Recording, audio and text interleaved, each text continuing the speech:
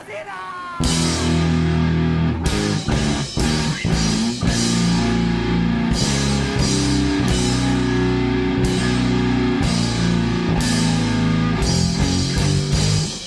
up, Godzilla guys and gals? We're here with a special guest, G-Man. What's up, Jack?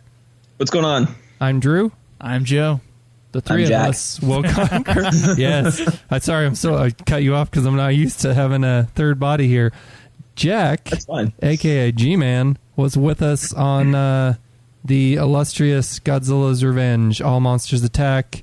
That was a year ago. It was a great podcast. I recently re-listened to it, and a surprise. We did good. Yeah, and we asked him what movie he would come on for the Heisei era, and he said SpaceGodzilla. Why would you say that, Jack? Why would you promise such a thing? I don't know. I don't really remember how I agreed to this, honestly. I think it must have been a year ago because I really don't remember why or how this came up. You're like, but this here I am. Won't make it that far. Oh, crap. They made it that far. No. I had to rewatch this movie to kind of like refresh on the information about it, and it took 3 sittings. Ooh. So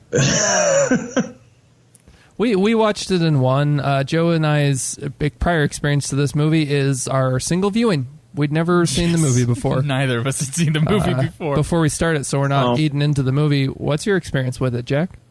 My experience. So I saw this before it was available legally here. And I was told, it just wasn't very good. Wasn't very. I was kind of warned ahead of time, but I loved the pictures, the images I saw on the internet back when America Online was a thing.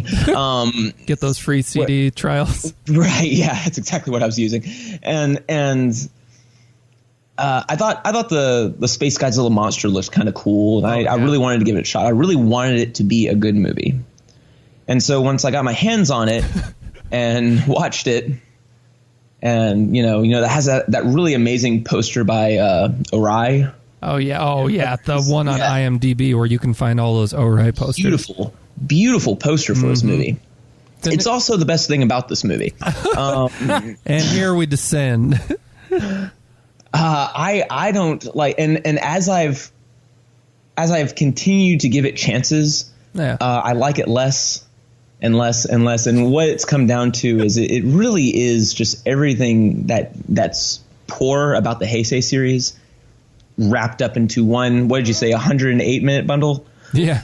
Oh, that's painful. So you've given it plenty of chances. You're a merciful person. Yeah. I don't know. Well, I had a friend who really really liked it. Yeah. And he claimed it was his favorite Godzilla movie because he's a moron. And hey, Jack's friend, definitely listen to this one. I sat through it many times with him, and each time I just kind of lost more and more of my soul. So we'll see what's left of me after this one. All right. Before we play movie, if you can get into the formula that the Heisei movies, start devolving, one could say, into, I could see how this could be a favorite, but if you're not a fan of the formula, all right. Well, I'm going to start the movie. Are you ready, G-Man? Hold on. This is like shooting myself in the foot. Can I have like a... Do you have like a couple shots lined up next to you? See, I just figured get it over with. I would just play the movie. That's a good point. Rip the Band-Aid off? Yeah, rip the Band-Aid off. All right, give me a countdown. Okay. 3, 2, 1, go. The version Jack and Joe and I are viewing is the Sony release from 2014. This came in a double pack. The Toho Godzilla collection. Yeah, Godzilla vs. Mechagodzilla 2, Godzilla vs. SpaceGodzilla, and Blu-ray. So, movie looks good. Yeah, never heard about this movie. Heard it sucked from multiple people, mostly G-Man and Jason Poor, I believe. My experience with the creature SpaceGodzilla was I played games for both GameCube and I'm pretty sure the original Xbox, those open like fighting games, the one where you're in like a 3D cityscape with the weird boundaries, and you can just choose from a variety of kaiju, one of them being SpaceGodzilla, and that's when I found out, a SpaceGodzilla exists. Here we are, starting the movie. Who's to show up but SpaceGodzilla himself in his flying form? He's a big crystal rock flying through space. And Jack, you'd already mentioned the Ori poster. I noticed, for as cool as the Ori poster is, the giant Space Godzilla in the back is kind of a combo of this flying form and the land form. Yeah, because he's got huge crystals growing out of his back. I don't think Arai always had like the full story for these movies when he was making this. I think these movies were still in production, like early in production when he was painting these things. Oh, so well, for sure with Space Godzilla versus Mechagodzilla 2, because you get the whole like that didn't appear in the movie in the poster, or the Godzilla versus Mothra poster where it has two Mothra larvae coming out of the egg, like the 1964 film. That one killed me. I was like, I kept waiting for that scene with the egg and two larvae coming out again, but it never happened. I think I saw the movie before I saw the poster, so I didn't even think about it. Yeah, I didn't notice that one either. Good eye. What do you think, at least, of Mogura? Because I think he's awesome. Well, my first thought, though, was when this opened, was like, I called the Heisei series kind of a one-trick pony, and I mean, you have the opening that's a combination of the intros of the last two films. Yeah, it feels a lot like Mechagodzilla 2. Yeah, like something from space hits Earth and awakens Godzilla underwater with the same kind of lighting like Godzilla vs. Mothra. And then we have a montage of a giant robot in a hangar like Godzilla vs. Mechagodzilla 2. So right off the bat, we're sort of fed shots and images we've already encountered very recently. Which Mechagodzilla was a little bit cooler, like this sequence. I don't think all the shots work here. Like there's some nice close-ups, but like Mogura... I don't know. I'm a retro guy. I prefer the original Mogura, but I don't hate the penguin as much as others do. Penguin. Benedict Cumberbatch trying to say that word. But yeah, I would put them right next to each other where, I don't know, this is the greatest updated retro design I think I've seen of anything. I love the original Mogura, just like you, but this one's also really cool. Yeah. I don't dislike it. I just after Mechagodzilla, it's just the movie that it's in. Yeah, well, that too, right? I mean, Mogura was originally they were just going to rebuild Mechagodzilla. Yeah. But Koichi Kawakita, who's special effects director and has been since Biollante, he was a huge fan of the Mysterians, and the rumor had it is that he wanted to do a Mysterians remake. Thank God he didn't. And so he decided to just revamp Mogura instead, since they weren't going to let him. Plus, you got to think about the dialogue nightmare that would have been. How many lines of Mechagodzilla, change course to Space Godzilla, who's being pursued by Godzilla out of revenge for little Godzilla, would have been way too much. Yeah, it's Godzilla mania. I'm glad that you're making me think now. I'm glad that little Godzilla really only appears in like the ending of the first act, and right at the end, he kind of just disappears for most of the movie. Only. My opinion's going to be very controversial compared to yours then, or next to yours, because I like little Godzilla. I like him a heck of a lot better than Baby. Joe, please stop. I re-listened to part of our last podcast. If you guys take a shot for every time Joe says baby, you'll die. Nope. Baby. I'm ready. I don't like any of them. I don't like any small version of Godzilla at all. I do prefer these ones to Manila. Yeah. I do. Especially their design. Although their design's not great, it's better than Manila. This one's supposed to be more of a Manila type design. Out of things that I hate. Okay, so in the last movie, Mothra went to space. Yeah, 2 movies ago, and I thought that was just this far out ending sequence. Nope. Actually went to space. What is happening here? They're spreading little Mothras? I mean, they're fairy Mothras. Which are completely unexplained or not very well explained. And they play a bigger role it plays a bigger role in the Mothra trilogy. Of which, somebody's connected with the effects director of this movie. Did effects for the first 2 Mothra movies? Okay. Kawakita did the effects for the first 2 Mothra films. Rebirth of Mothra, So there's that. And, why Miki has earrings with Mothra's cross on it, where does she get them? Do they have special powers? Because had them custom made. Yeah. It's a little weird they skipped out on that exposition compared to everything else they do explain, like Space Godzilla's ridiculous origins.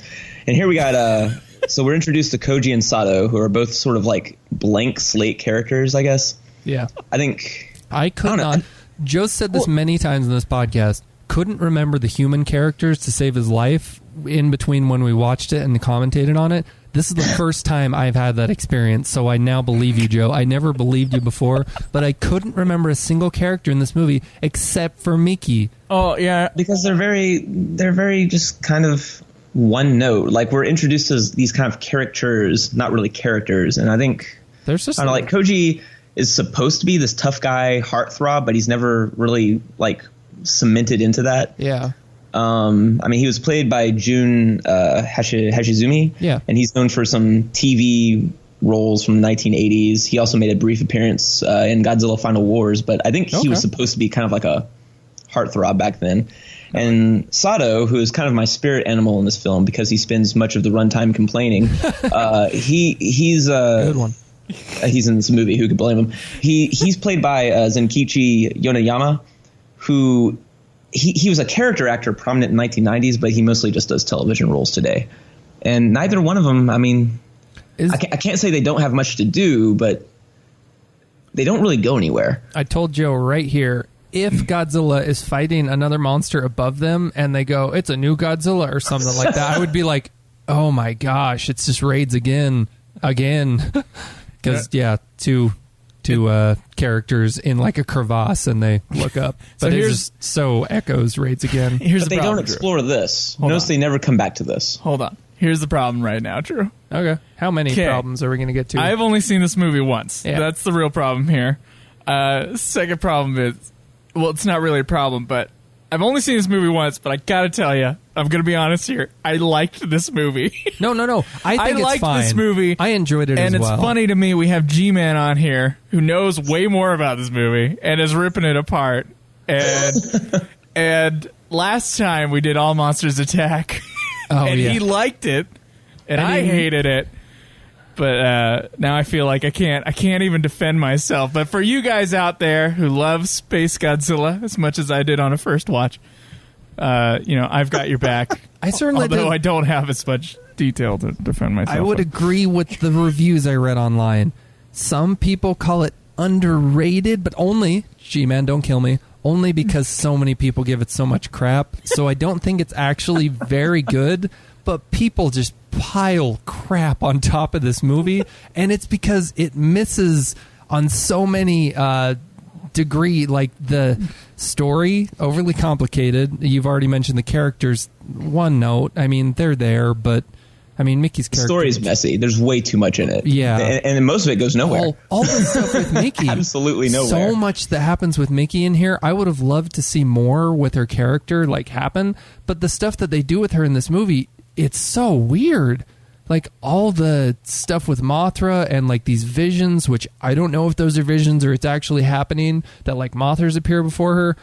Where's it coming from? It didn't build up to that, like, this franchise thus far, and it just kind of is shoehorned into this. And it's okay, but it's real weird. The last Mothra film, Godzilla vs. Mothra, like, they didn't... She was barely a blip on the radar for the cosmos. So I don't know why they go to her. I don't know why they tell her this information, because she doesn't share it with anyone. Yeah. She's a psychic, but that's about the only connection they got. I mean, I don't even know how much the cosmos were shown. I mean, I remember in the Showa era, the cosmos, which back then were the little fairy, Shobijin, blah, blah, blah, and other cosmos, were a lot more forward with their psychic abilities, like just the Heisei. They're a little different, and here they are, full-on crazy psychic visions with Miki. I'll give it this much. There are a few things I'll give this movie. The character Akira Yuki, he wants revenge on Godzilla, and that would have been enough of a subplot. Yeah, that's all we really needed. But instead, we got Project T and the Cosmos and Mogira and the Yakuza and a non-love story and whatever. He's I think he could have been an interesting character. He's just in the wrong movie. And he was played by Akira Emoto, who was really popular back then. It was sort of a big deal that Toho put him in the Godzilla movie. Can we please pause for just a moment? The NASA scene? Oh, please. Yeah. By all means. Joe, what did you see? I saw some interesting special effects. Yeah, one of the worst scenes. There were some crystal spikes that went through a space shuttle, and it seemed like it was a United Nations space shuttle. People were of different nationalities on there, I assume. They immediately jumped to the conclusion when giant crystals are, just destroying the space shuttle and people are viewing it on Earth, that it must be a giant monster. Yeah, right. Joe and I both concluded, watching this for the first time like a month ago, why would they do that? I guess they just know what timeline they live in, and they're like, giant monsters are everywhere. Must be a giant monster. Yeah. I remember this scene when Miki first sees this, like, the fairies again. Yeah, and is it them, or is it just, it's a weird projection of them, because a fairy Mothra turns into them. It's not just their projection, but also Miki doesn't look like she is standing where she is. I feel like there is a rear projection thing going on with her. There's a green screen behind her. Yeah. They superimposed that green behind her in this shot. Oh, I wouldn't have noticed that. I just remember thinking it just looks odd. It just looks odd. It either is that, because I can't. Hold on. Let's say. Okay, now I can see it in this shot. I can see it, but so you're saying these were possible reshoots, or they just didn't want to take her outside of Toho Studios and film her in front of a bush? G-Man, do you know what the name? I can't find the name of this very smoking hot actress is. Sitting across from Miki. One who plays Gondo.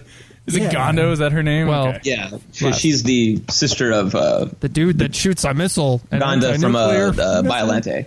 Okay. Yeah. I'm going to look her up. One of my favorite characters of the Heisei era. Didn't have a lot of development, but he was cool. I'm trying to... Okay, so this is like the hard-boiled kind of guy. Yeah, he's the one that, should have smoked a cigarette before. Oh, you're talking about this guy, yeah. Yeah, he just wants to kill Godzilla. He was a friend of the dude that shot the missile down Godzilla's throat. So he's like, you killed my friend, I gotta kill Godzilla. In the armpits. Is he supposed to be like a Quint sort of? Is he like a Quint sort of character? What sort of character? Quint from Jaws. Oh my God, we're gonna bring up Jaws again, and Drew's gonna be like, "What?" No, dude, I love Jaws. I just and far less effective. Yes, it was real big to get this actor in this movie back then, though. Like the fact that Toho was putting him in a Godzilla movie was kind of a. There are Japanese fans who cite this movie as their favorite movie solely because Emoto is in it. Really? And I'm assuming, I don't know if he's quite as popular anymore because he played a fairly big role in Shin Godzilla as the Prime Minister's chief cabinet secretary. Yeah. And he was the one who had a very positive kind of encouraging relationship with the Yaguchi, but he died with the Prime Minister in the helicopter during Godzilla's attack. Oh, spoilers. Just kidding. It's so I read in a manga adaptation of this movie that came out, I'm pretty sure prior to Godzilla vs. SpaceGodzilla, this coagulant that he wants to shoot into Godzilla's armpits, which are apparently a weak spot, was in the manga the last shell of the anti-nuclear bacteria. Oh yeah, little bit of a difference, and I mean, honestly, why not? Why not just tie it back in? I would have bought that more. Yeah, I mean, I didn't think that all the anti-nuclear bacteria was like lost or destroyed or anything, so yeah. How many times are we going to use coagulant in the Godzilla series? I have not seen very many of the Millennium series, so I'm just wondering. Oh, butt shot. Not needed. Oh, wait, I forgot. What would be great is if and he curls his lip. I don't know why he's watching him shower, but there it is. Them were, yeah, if little Godzilla like appeared, the trees shake and the water next to them goes poof, poof, and little Godzilla appears and bites him, eats him. That would have been great. Okay, telling me what would have been great in this movie. I like that. You know what? There's something about this movie where it has like the worst special effects in the Heisei area of Godzilla movies, and it's like so far along. And I know the last movie was supposed to have been a hit. That's what I heard. Yeah. So I'm wondering why the special effects are so bad. They're very hit and miss. But there are a couple parts I remember thinking that were pretty good. This part is really, like, he's obviously standing in a totally different place in that close-up shot of his face as he's flying through space. We're talking about SpaceGodzilla. Ace. I kept on rhyming. That word is driving me nuts. But yeah, soon SpaceGodzilla is actually going to show up. when we get our big fighting battlegrounds here on Birth Island is what it's called, I believe, and that's where our main characters are at, and also in the city, I find the effects in those battle areas to be good, but then when it comes to like specific scenes, we've already talked about the space shuttle and the spikes going through it, and also the scene, which, G-Man, I only knew about this scene prior to my first viewing of this movie because of you, but SpaceGodzilla flying through space, little gray potatoes, styrofoam. Oh yeah, that's my favorite part of the movie. When you say favorite, Jesus, I'm trying to figure out why Kawakita thought any of that was a good idea. I think we're about to hit it here. You know, I know we're real close. All the techniques for that sequence are carbon copies of techniques used in Battle in Outer Space, which was only shot in 1959. Or what? And Kawakita has improved on none of them in that scene. Like the same techniques in Battle in Outer Space. The entire battle is shot in profile of the flying objects, and the lighting is, I mean, in SpaceGodzilla, I mean, it seems like a giant fluorescent light bulb is just kind of hanging over the asteroid field. Oh, so man. That's a big problem with a lot of the effects is a giant spotlight. It's, fluorescent, right. Whatever, because like IMDb, not always the most reliable, but you look at the goofs that people cite on there, every possible area of this movie where there could be strings seen, you see them. I didn't notice them. And it's 1994. Yeah, I mean, So I didn't think that it was as bad as I had envisioned when you described the SpaceGodzilla flying through, gray potato styrofoam fields in space, apparently. I've never heard that, gray potato. That's pretty good. Maybe that was someone else. It could have been Cinemania, but somebody on Twitter. Spuds. Yeah, little potato spuds. I didn't see it as bad as I had envisioned it. It's still real bad. The thing that's weird, and we'll view it in, a little bit, is that there aren't stars. It's just like a gray, and you said it was like all lit up really bright. So you're in space with what are supposed to be asteroids around them. Really the fight, in just humongous air quotes, is them just flying at each other over and over. In profile. Yeah, it went on for too long. Like I could have shot it in my own apartment, right? No. It's it's an interesting choice, is what I'll say, and G-Man will tear it a new one. I think you said you'd come at this movie with a baseball bat the last time we I may not have a disc after this showing. I don't know. It's rough. It's just I don't think Yamashita knew what he was what he wanted in general. This is like the opposite of a streamlined movie, but yes, go on. He said he wanted to put his own mark on the Godzilla series, and I was like, well done. Good for you. Mission accomplished. Well, because it's just putrid. It's just terrible. And we have a little Godzilla again. It's just even the cinematography. I have to give it at least. This is the first time they've had a new director of photography since Godzilla vs. King Ghidorah. I think the guy who's shooting this movie is Kishimoto, I think is what his name is. Yeah, Kishimoto. The prior DP was Yoshinori Sakaguchi, and he was DP for the last 3 movies. His favorite color was clearly gray. His favorite frame was a close-up. He liked gray and favorite red. set piece for the interior walls was paint. Okay. But Kishimoto here, he does do a better job here. He kind of like, there's more lush greens that pop. He at least put something behind, like green screened something behind Miki. Yeah. In that one shot. But even once we get off the island, he still manages to find some very bland gray looking areas, like when we'll get to the control room scenes and the conference room scenes, which are all shot with basic lighting and camera setups. And those scenes really make Shin Godzilla look and feel that much more creative. Like some of the Shin Godzilla meeting room sequences are shot and edited like action sequences. And, yeah. If someone even pans the camera left or right in the Heisei series, I've just gone into cardiac arrest. Well, it's just man, you're.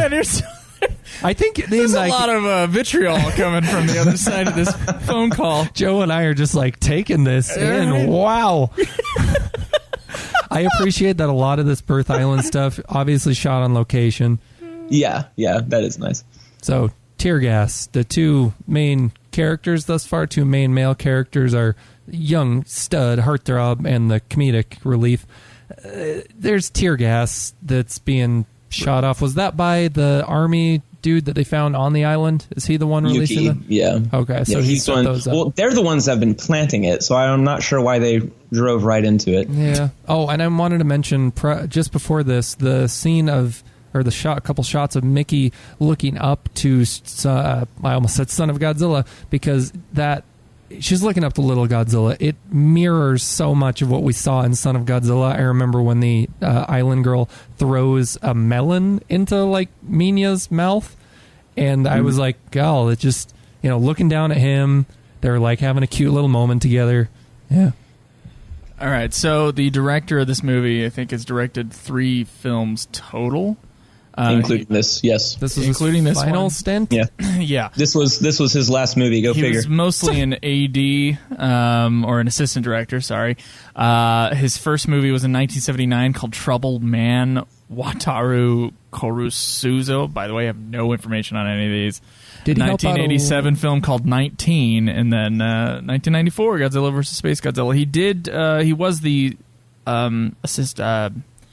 chief assistant director of Terror of Mechagodzilla. Yeah, he was. Yeah, and he had to work very closely with Honda and the DP on that movie, because that was one of the few Godzilla movies where the DP was did both the live action and the special effects. Oh, stuff. So they would shoot all day, and then the 3 of them would just sit around and like plan the next day, so they could fit it all into the schedule. Thank you for your wealth of knowledge. I always wonder how much, if there's, it's not usual to have one DP for both, I'm assuming no. A and B, the effects and the live action. This movie certainly didn't. Man, it's a lot of little things that add up to one not so great movie, because I can't, in watching it, I'm like, okay, this movie's all right. But upon pondering it and really taking it apart, that's when the movie just falls to pieces. All right. Apparently he got the job because he was commissioned by the head of Toho. So it wasn't even like the producer of the Godzilla movies. Well, I read that he gave him the job. He and another member of this behind-the-scenes staff, it was either the writer or someone else, had done Teen Idol films prior to this. 19 was a Teen Idol film. Oh, okay. 19. Yeah, that was his big claim to fame. I mean, saying that, that's what he was kind of injecting into this movie with the whole Koji and Miki romance, if you want to call it that. So it's a softening of the movie. Reading up about the film, they wanted to make it more soft.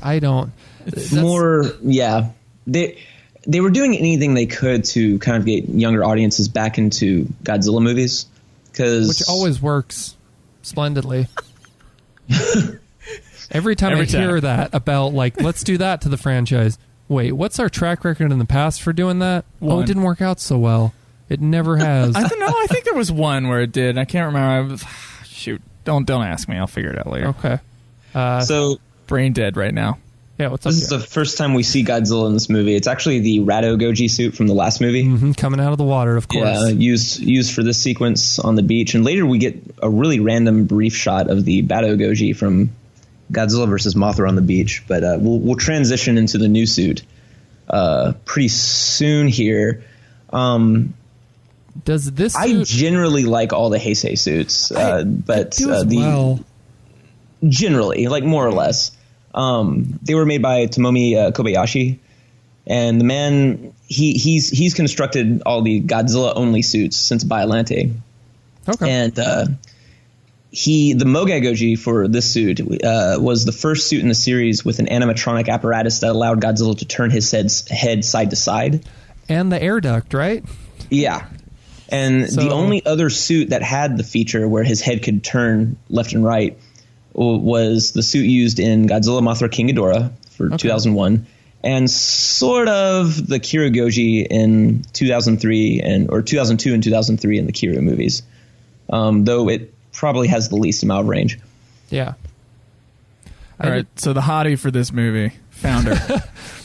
See, we're getting suit facts from G-Man. Here's the deal. Joe's looking up hot actress stats. I'm looking up the important things here, okay? This woman was born May 30th, 1966. Her name is Towako Yoshikawa, all right? And she... Drew and I looked at each other when we started watching this movie, and she turns into this hallway, and she's wearing like a good suit with some good shoulder pads. Yeah.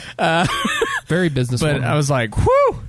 I was like speechless, man. We both were. She is gorgeous. She's a tall. She's a little taller than the other actress, isn't she? Yeah, she's fine, man. If there's any reason to watch this movie. It's for SpaceGodzilla. As a pig, male human being, I would suggest checking out Professor Gondo. I personally enjoy her character backstory, that she is the sister of Goro Gondo. Was that his name? Yeah. Such a cool guy. Like, seriously. He too short-lived. Should have lived on. Speaking of short-lived, she has like 5 movie credits too. Oh, gall. What's with everybody involved in this movie and just having like 3 directing credits and only 5 movies? It's this movie. Yeah, it's this movie. You think it having ruined him? Touched this film. Well, that other guy, I forgot his name. Emoto. Is that right? Yeah. I mean, he was in films like long track record. Mabaroshi, Shall We Dance, which is amazing. Tons of other freaking movies here. I'm looking at all the movies that he's been in. And certainly, he's a face I recognized when we started watching the movie. I was like, where have I seen him? Yeah. In everything. He's in a lot. So not everybody was destroyed with this movie. Now, the director didn't work again, and the super smoking hot actress seemed to have not gotten many roles after this. She may have just done the actress thing where it's like, I did my thing and I'm for out. A minute. Yeah, or I chose motherhood, something like that, that's possibly. Super lame, but I mean, I would enjoy seeing her in more stuff. See, I had forgotten this Let's Kill Godzilla strategy where they have the tear gas, and literally the plan is actually to have Godzilla step on these mines, and the good guys, the good main characters, want to plant an is it like a mind control telepathy device on him? But yes. Our army guy wants to straight up shoot that blood coagulant into his pit, and it's supposed to work. He misses, but could we pause for a moment? So apparently he has a soft spot. Pause. They're doing it under his armpit that we just happen to have not hit over the last 5 to 10 years. This is 21 films into the Godzilla franchise. The 21st one, he's got one weak spot. His pits.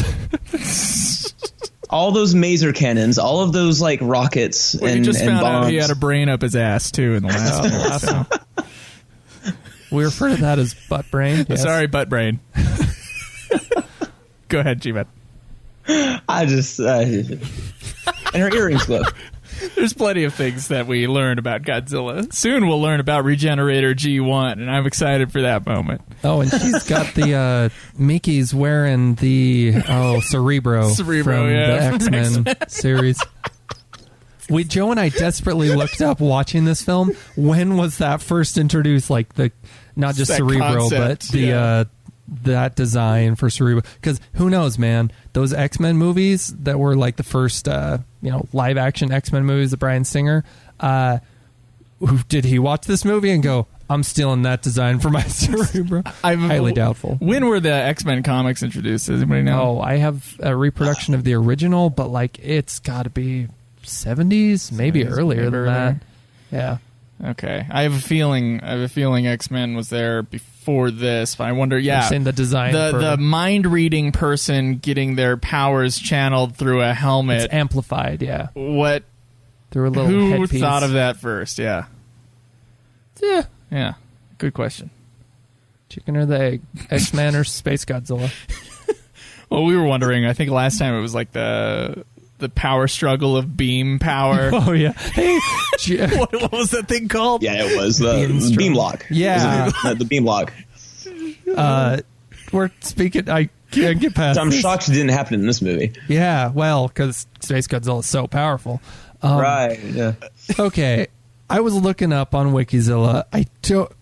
this had better not be a fan thing, but the name for Godzilla, Space Godzilla, excuse me, there's just a lot of Godzilla in this movie. The name for one of Space Godzilla's attack, his big beam from wherever he's shooting it, it's called the Corona beam. Corona beam. Joe and I immediately... that would be it. Really? So you knew about that too. Is that a fan thing or is that real? That's real. Corona that is on official beam stuff. Oh, here we go. So are we getting the one, the only, the scene of spaceflight? One thing I'll give this battle though is that it supposedly takes place in the same like asteroid belt that was the remnants of Planet Mysterioid and the Mysterians. So cool. That's so cool. It's so, and of course Megura came from the asteroid belt in that movie, and the Megura here is kind of returning to it. So that's a nice nod, but it's still an embarrassing scene. Okay, this is a lot darker than I remember it, which is good because I remember it being much. So wait for it to pull back. Okay, and then all of a sudden the lighting changes. I appreciate that I can't see the strings off the rocks. You can see the strings on Space Godzilla. Oh yeah, you can see lots of strings on Space Godzilla because it's against the white. Exactly, this humongous white crystal on his back. One thing that I did not notice. There's the Corona beam. I noticed. Yep. Take a shot every time Corona beam shows. I guess not a shot. Just a sip of your Corona. Yeah. A Corona, by the way, is a crown. Is an aura of plasma that surrounds the sun and other stars. By the way, I knew that off the top of my head. I didn't look it up. All of you have been drinking Corona for years, all you old Godzilla fans. You ever know what Corona meant? Okay, it's that... Oh, God, there's so much. The big M's on the Mogura pilots' heads. That's how you know you're part of the team. Yeah, it's how you know which ship you're piloting. Yeah. Am I in Mechagodzilla 2 right now? Yeah. Or, I guess it's not called Mechagodzilla 2 in universe. Or am I piloting Mogura? They got clipped. They're spinning out. They also found the stars. I love when Space Godzilla moves. You know, they had the conversation like, should his arms move or not? And like they only have like 3 inches of movements on his They're wrists. Like just wiggling his arms and his head. Like, well, you know, make it look like he's like dog paddling his way through space. Does he have legs in the flying form? I didn't notice. No, they're they're all snug. That's a little more. So there's a really cool. If you just look up Space Godzilla versus Space Godzilla in the Wikipedia article, it shows what they say to be a concept art for Space Godzilla. I find that to be that design a lot more interesting than the... it looks a lot more like Biollante. It's like this mutated thing with no arms. Oh, you're right. It looks like a big tree. Yeah. I hadn't noticed, but you're right. It is like Biollante, no arms. Yeah. I guess I think it would have made more sense for Space Godzilla to be stationary with no arms because it's not like he uses them really anyway. No, you're right. And if the Space Godzilla suit, I'm convinced, is the most immobile suit in the Heisei series. Well, and it was just this was another one of those suits built by Shinichi Wakasa. He also did the Rodan, Mechagodzilla, Destroya suits, and I am not a fan of Wakasa's stuff. He also did the Godzilla suit in 1999 and most of the Millennium suits. Okay. And I've found them all to be flawed experiments at best. And with Space Godzilla, most of Wakasa's suits are very immobile, but this may be the most immobile because there is not a single shot in the entire movie of Space Godzilla picking up his foot to walk forward. Really? Not a single shot. So, the suit actor, he sort of shuffles his feet side to side, and there may be a few shots where it looks like he's about to like move forward, but then it cuts to another shot. But we never actually see it happen. There's even a shot later in the movie where it looks like he's walking, but there's miniatures blocking the lower half of Space Godzilla's body, which is clearly being tugged around by something on wheels. I kid you not. I don't think the suit could move. See, but in story, I'm okay with God. Okay, I agree. The design's flawed, but his powers are just so OP. Does he need his limbs? Like they didn't. Then why does he have them? Exactly. Why did they give him limbs? He shouldn't have had the arms, as in that concept design, because then it just shows off more. He has to waddle through space somehow. Visually wise, he's streamlined. He's evolved past the use or the need for those limbs. So he uses these like telepathic powers, which are manifest as these big space beams, to float things up. Biollante didn't really move either. No, to be fair, but like compare but she at least Biollante looked like, you know, she didn't have arms or legs really. So well, and I'm pretty sure that made more sense. That battle made more sense because there was only so much she could do. The vines of hatred. SpaceGodzilla clearly has that capacity, barely, and doesn't. You know, in comparison to Godzilla, which now has, you know, all the head mobility, and they talk about, you know, how his armpit is his weak spot. Well, SpaceGodzilla has no armpits. That was not included in the design. Yeah, his arms are so stubby.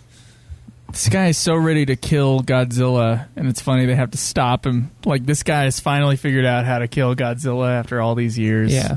And they're like, no, there's a space Godzilla coming. You got to keep him. Got to keep him alive. Little Godzilla is at least better than Baby Godzilla. Baby. I'll give him that. The reason he came back is because it was actually like the most requested. There's some like questionnaire or like fan like something like that said that they wanted to see Little God or Baby Godzilla come back, and then Kawakita wanted to just redesign him. Yeah. Who are these people? Who are these people that want the Little Godzilla? The few people that went to see these movies. I read that the people seeing this movie in theaters, so apparently there's a big earthquake around Kobe earthquake. Yeah, in generally the same area as the climax of fight of this film was shot. So Toho, or the theater chains, responded by lowering the ticket prices in order to... It's the only way they could get them in. Yeah, kind of encourage people like, hey, I know that you're going to watch... Because I remember, I'm old enough to remember, around the same time as the September 11th attacks in like 2001, yeah? Am I getting that wrong? Sorry. Yeah, you're getting that right. But I remember some things being pulled, Joe. Like, I mean, this is... Violent movies, yeah. Well, violent movies, and one thing specifically, I don't know why, was there was a Sonic game that started out with like a flood of a major city, and just a lot of censoring going on. So, yeah, you got to pull off of that kind of stuff. I guess. You know, to save your media. Yeah. You're like, so they just thought that it was insensitive. We got this thing made, but we still got to make money off ticket it. Prices. Crap.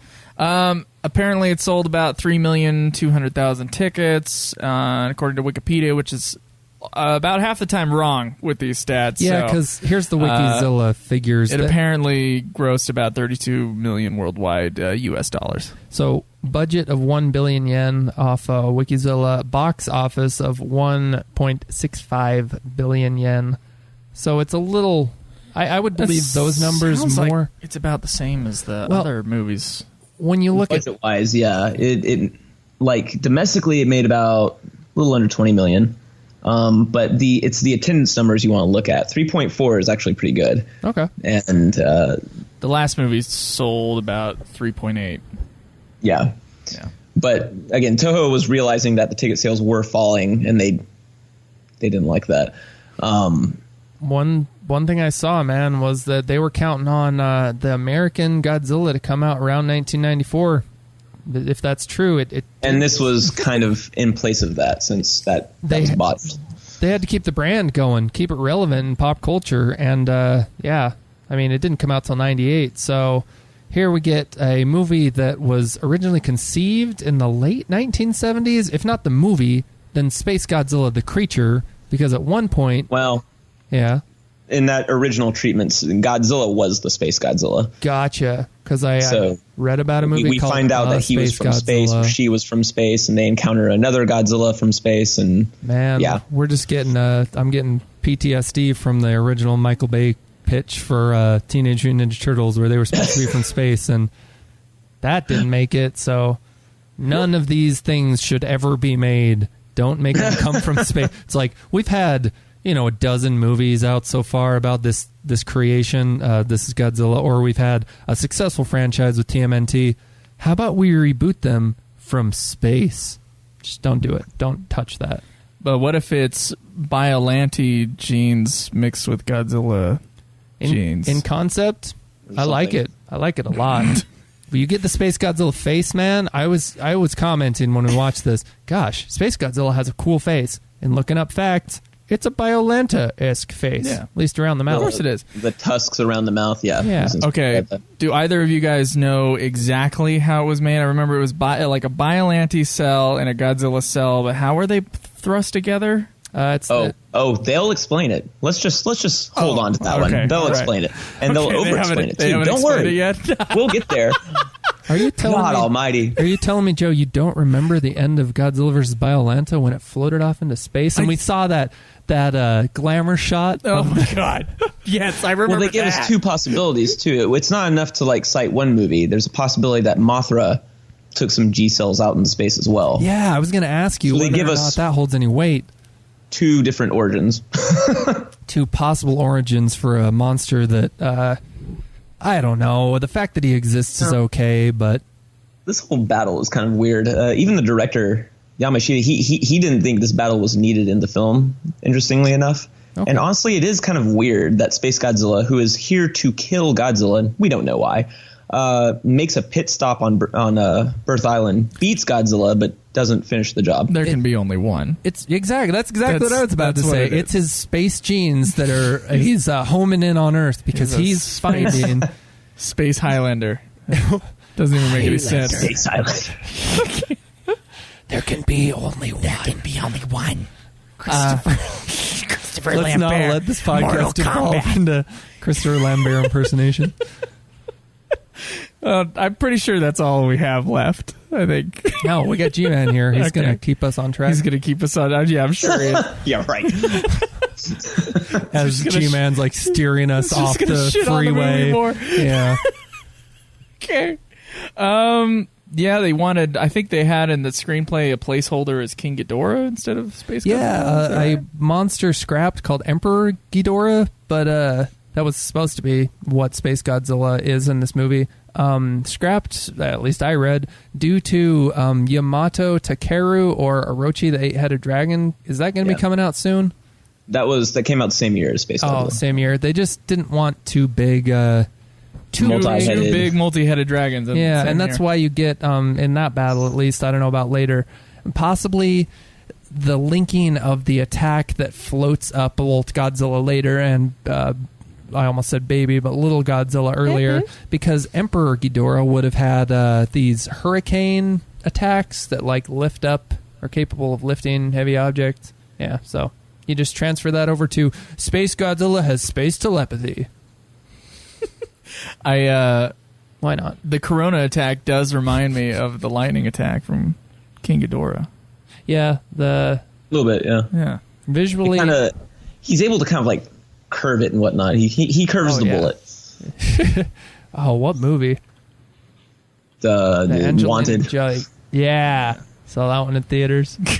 You can curve. Proud of that. Not proud of that, but. All right, so this didn't come to the States until 1999. Yeah, 5 years. You were telling us you saw this in that gap between 94 and 99 when it showed up over here, officially released? Yes. Okay.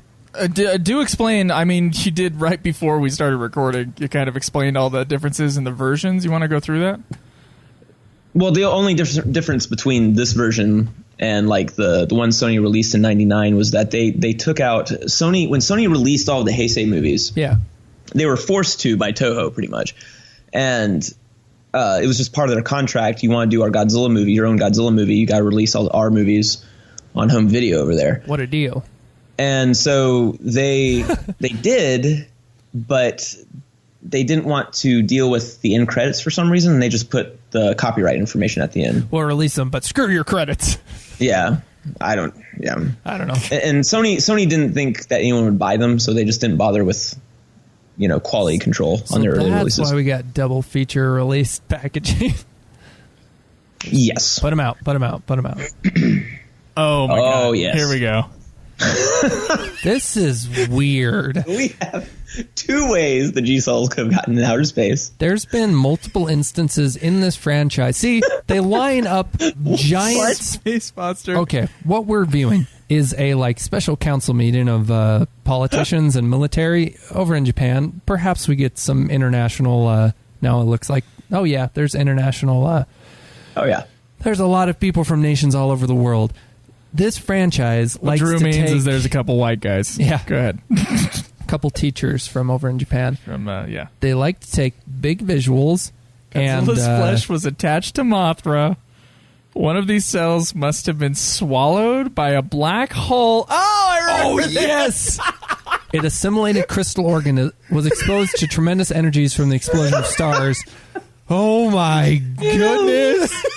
So this is a Mystery Science Theater 3000 gold mine, my friend. This is. I remember the performances in this room being spectacular as well. Yeah, we got two origins or two like starting places for the G cells. One of which confuses the hell out of people who think Biollante was erased from the timeline. Yeah. Another which pins blame on the Guardian of Earth, which I think that story. I think that had that story just rolled with Mothra being responsible and flesh. They should have gone more with Mothra and fleshed out how like the Earth's Guardian was like taking blame for Godzilla's cells getting into space, maybe seeing characters upset with her or something like that. I think that would have been cool. But instead, we can't just assume something happened to these Godzilla cells in space. There can't be any mystery about the origin or the monsters to create some sort of ominous sense of anxiety or apprehension. No, the G cells must have, Gondo said, must have gone through a black hole, crystallized, evolved, because that's what happens in a black hole, get pooped out a white hole. Yeah, the white hole. And blasted by the explosion of stars. It's at this point I've decided G-Force stands for God Force, not Godzilla Force, because they know everything. I've often wondered, why the audience, they needed to know all of this, but I just kind of wonder how they know all of this. Well, you remember, G-Man, of course, that in Godzilla versus King Ghidorah, we get, after that movie, we get the technology from the future to create our second version of Mechagodzilla, the first one in this timeline. And Mogira. Exactly. So we also got all this knowledge, which enabled us to be able to just fully comprehend what was going on up in space when it comes to creating a Space Godzilla. It's not like we have any doubts whatsoever as to how he was created. We know specifically because, as you said, the God Force. We know. Somehow, this is killing me. The Fairy Mothra Mickey interaction. Does this remind you of Terror of Mechagodzilla? Like the girl on the shore. Yeah, but like that was done in such a cool, I love the science fiction. I'm not saying it's as good as this. I love the science fiction of Terror of Mechagodzilla. When we viewed David Callett suggested, he really liked this scene. He suggested one of the themes of this film is love winning out over war, and that like Koji and Yuki find love at the very end and don't want to fight anymore.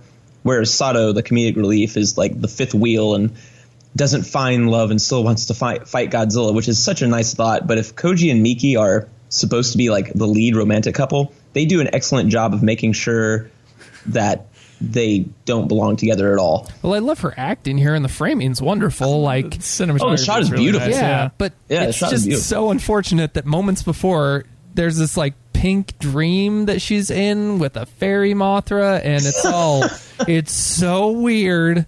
Even for the Godzilla franchise, and then you get this, which she just crossed over the sun in the frame. She's, coming. Yeah. So visually, we're getting her going over to his side, possibly. She's changing her mind. She's acting well for this. She's still bickering, and I guess we're not supposed to pick up that they're a romantic couple because. No, we are supposed to pick up they're a romantic couple because they're spending the duration of the film bickering. So that's couple. So it's very subtle. They might touch pinkies out of frame.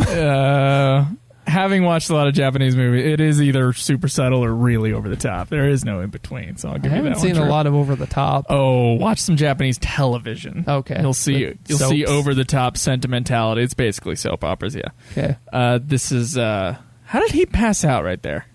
What happened? He got punched. He got punched in like the shoulder and like they couldn't actually touch his face because he's the idol of this. He's the heartthrob of the movie. It's probably good. Yeah, can't damage the goods. If you can, I have. Okay, you can shoot from a different angle and make it look like they're getting hit in the face, or just not show it and you hear like a, and you understand that he just got punched. That always tells you. So here comes your connection with Godzilla versus Biollante. And she's so hot. Look, at the same time, G-Man's trying to like keep us on course, and Joe's like, gosh. "You're going to kill me because I don't think she's like that attractive. I think there's better looking." She is in the series. She's second place in the Heisei era. Okay. All right. I can't. I'm gonna have to I don't know. I'll have to look through the Heisei. First one is the Godzilla 1984 / Biolante daughter. Yeah, I knew you. The Princess from the Moon actress and Princess from the Moon actress. It's just that the lead actresses in the Millennium series just. Whew. Okay, we'll get to those. There's no. I'm excited. It just made me no comparison. I don't know. You've caught Joe's attention. Don't worry, I'll be watching those movies soon. There was a behind-the-scenes connection with some character with God's. Oh, is it the composer for this film? There's a connection with 2000, or at least I was surprised. Hattori, yeah, Takayuki Hattori, because Akira Ifukube didn't like the screenplay for this movie. Yeah. Go figure. But he comes back for Destroya, correct? He does come back for Destroya, but he decided his music wasn't a fit for this movie, so he skipped on it. They say he was unavailable. I think that's damage control because he wasn't doing anything that year. I didn't find the soundtrack to this film especially memorable. It was fine. I mean, it might have been bad in parts, but I don't remember. I think Hattori's scores for both this movie and Godzilla 2000 sound really good on their own. Okay.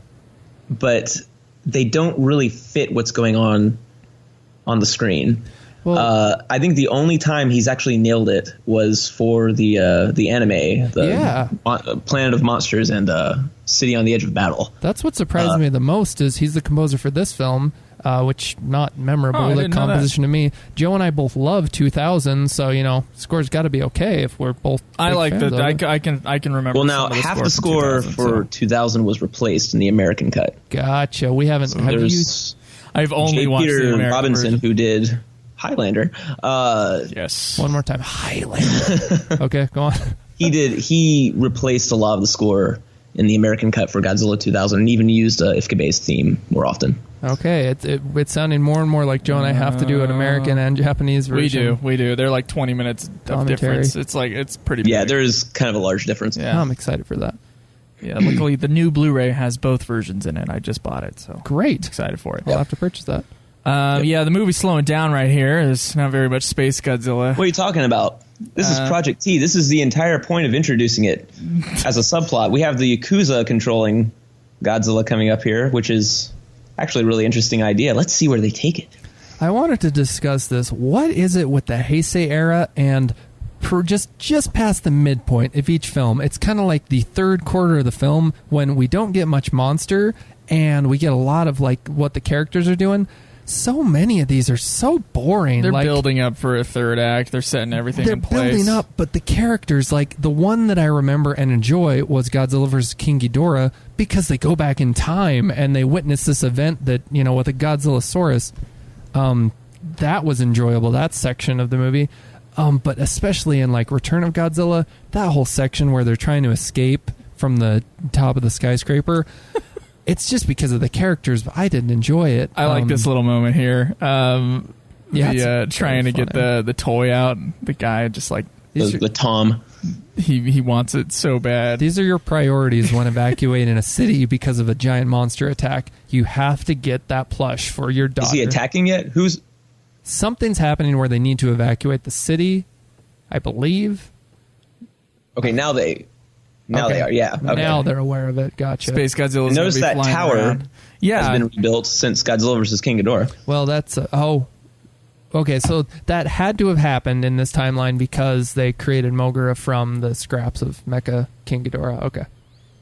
I think that, man, they just rebuild so quick. I mean, they do, man. JSDF, G-Force, all that stuff, all their rebuilding efforts. Dude, Japan can do a lot of stuff when the giant monster is on the horizon. They can really get it together. I think they addressed that a lot better in the Gamera trilogy because, by the time you hit the second movie of that trilogy, they're still kind of dealing with, how ruined Tokyo is from the first film. They have shots of the aftermath. And you're saying they address the fact that other movies happened and the destruction occurred? Wow, that's... I know, it's shocking. Step forward. Amazing, right? I mean, we're looking at this from the perspective of people who are really watching these movies. If you're just if I was a kid, I think I might like SpaceGodzilla. I am a kid because I like SpaceGodzilla still. Some of it might be the actress. I admit. Some of it. How can you make a section of the movie? If you say about 80% of it is the actress, I'll be okay with that. All of a sudden, G-Man can accept your liking to this movie. Yeah. Because there's a hot... I totally lead. forgot about the shootout. See, yeah, that's what I'm saying. How can a section of the film be so humdrum? Like, it's okay. It's all right. When the Yakuza are involved, that should be cool. Hey, you know what this is reminding me of? Is this, that's Ghidorah, the three-headed monster, right? When they have her strapped down, the amnesiac girl, and like, there's a shootout? Princess Solano, yeah. Yeah, see? There's so much of this movie that's like, hey, this is kind of like the show era. Lots of recall from a lot of movies. So far, we've gotten Raids with the crevasse. They're like under. I remember this part. Oh my god! Okay. Yes. Okay. Come on. This is memorable. Yeah. Right here's a quote from this section of the film. The bad guy flips over the table, which Mickey is strapped to, and we're in a firefight here between the Yakuza and our main characters. And there's going to be a quote, because I had to look up on IMDb these quotes. Okay, I was hoping we'd get the quote about the white hole and the creation of SpaceGodzilla. It's not there. But this quote is here. Okay, Lieutenant Koji Shinjo, I'm assuming that's our heartthrob.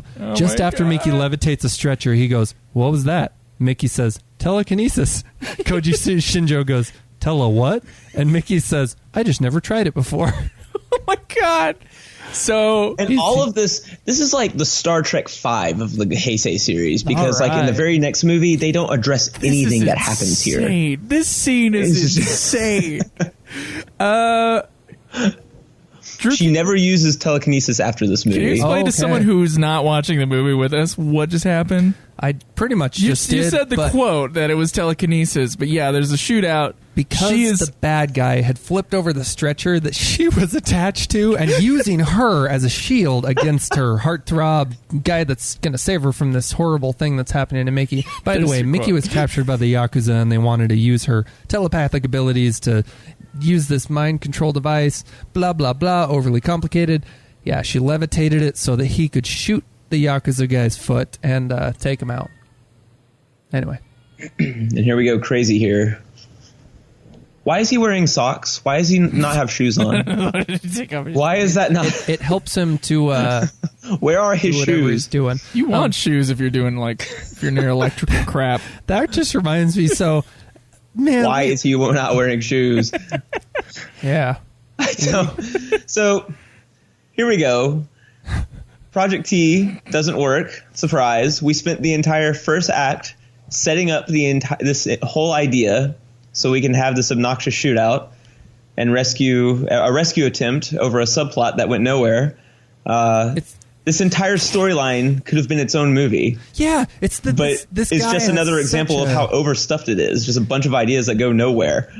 Well, it goes somewhere, but it goes somewhere so quickly. No, it goes somewhere and it stops. They never pick it back up. You're right.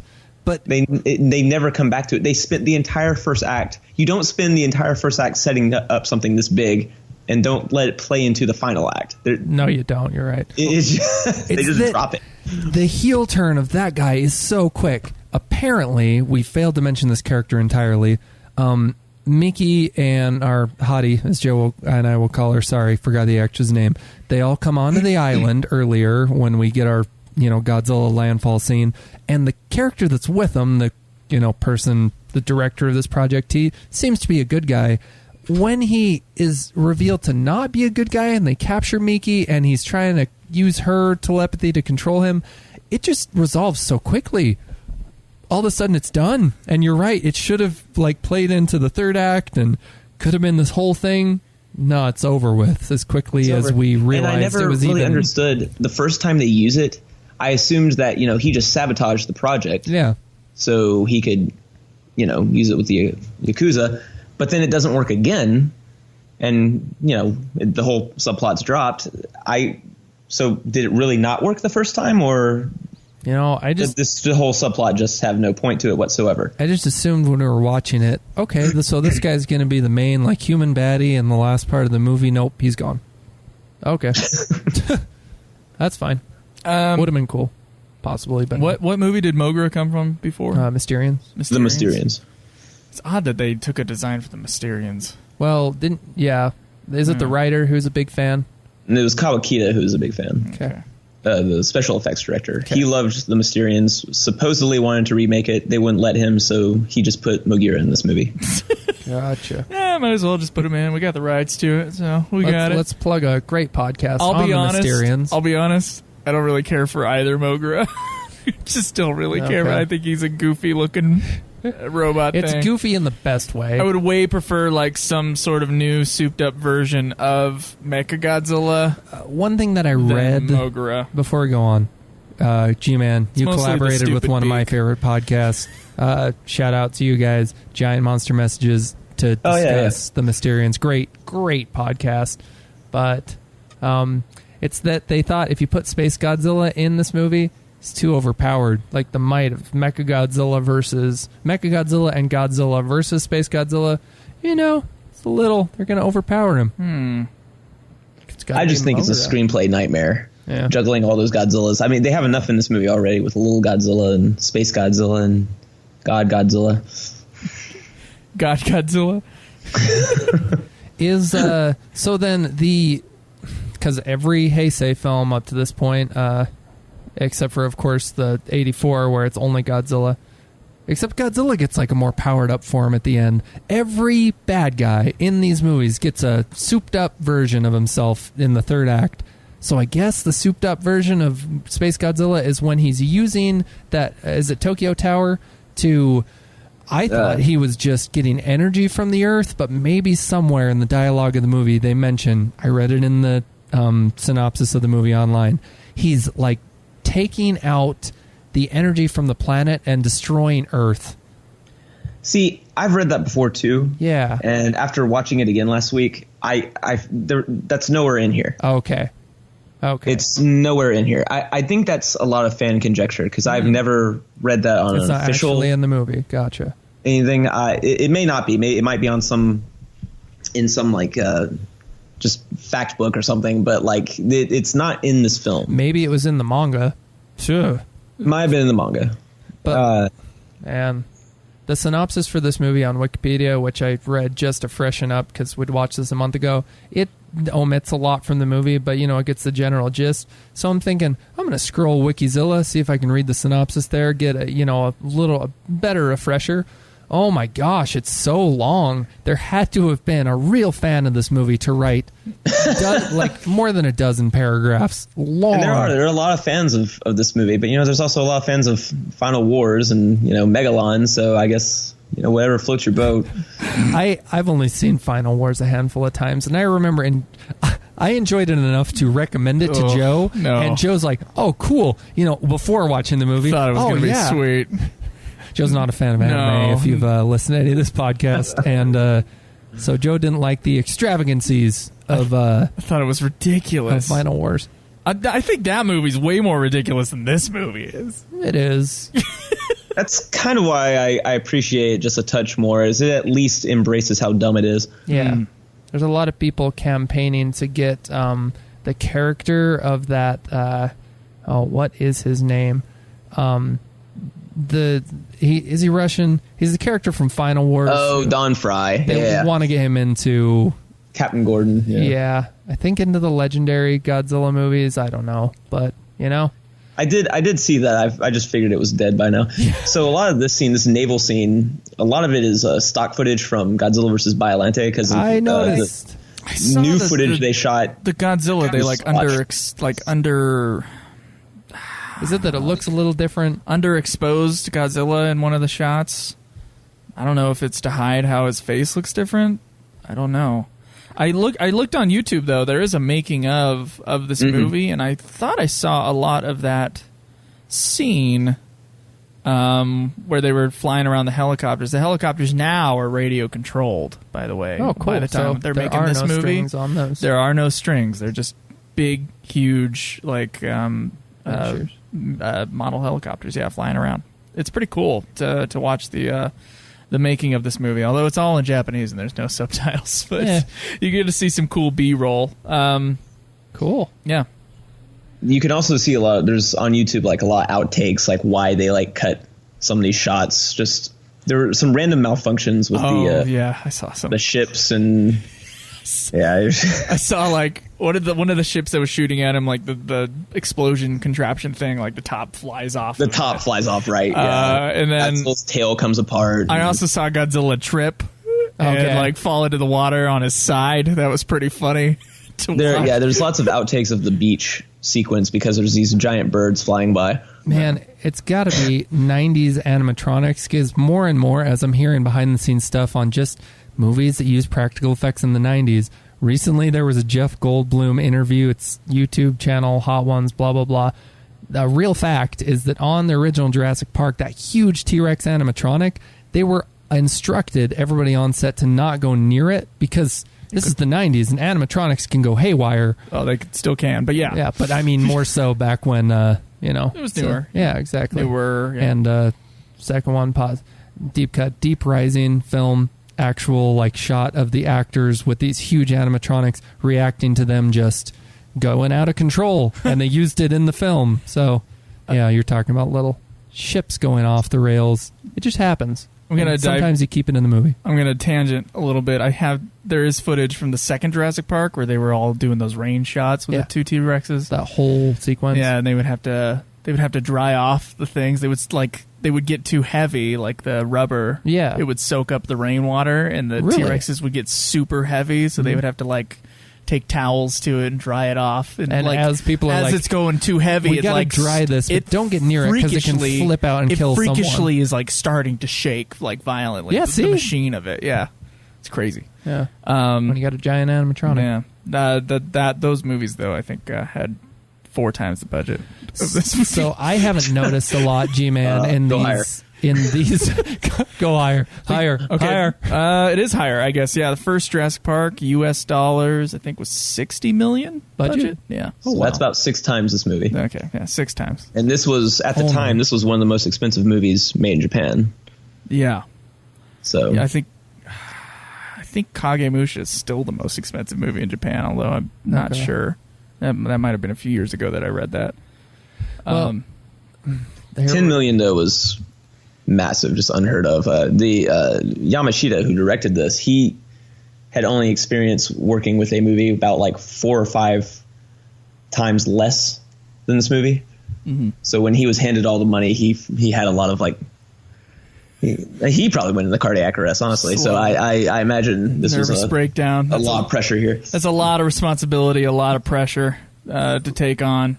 Like a lot of directors nowadays who are being thrown huge franchise movies after suddenly, making 2 or 3 low budget indies and like, hey, those are kind of good. Here, have $100 million, $125 million to make a Star Wars movie or a Marvel movie. No, you mean like Gareth Edwards? And producers are just breathing over their shoulders like when they have that amount of money. It's the same thing here. Yamashita I don't think had a lot of real control. He and Okawara and Omori were all pretty like fresh directors. They were just kind of picked out of like Toho's, lineup of people that they trusted, and they could control these men. Exactly.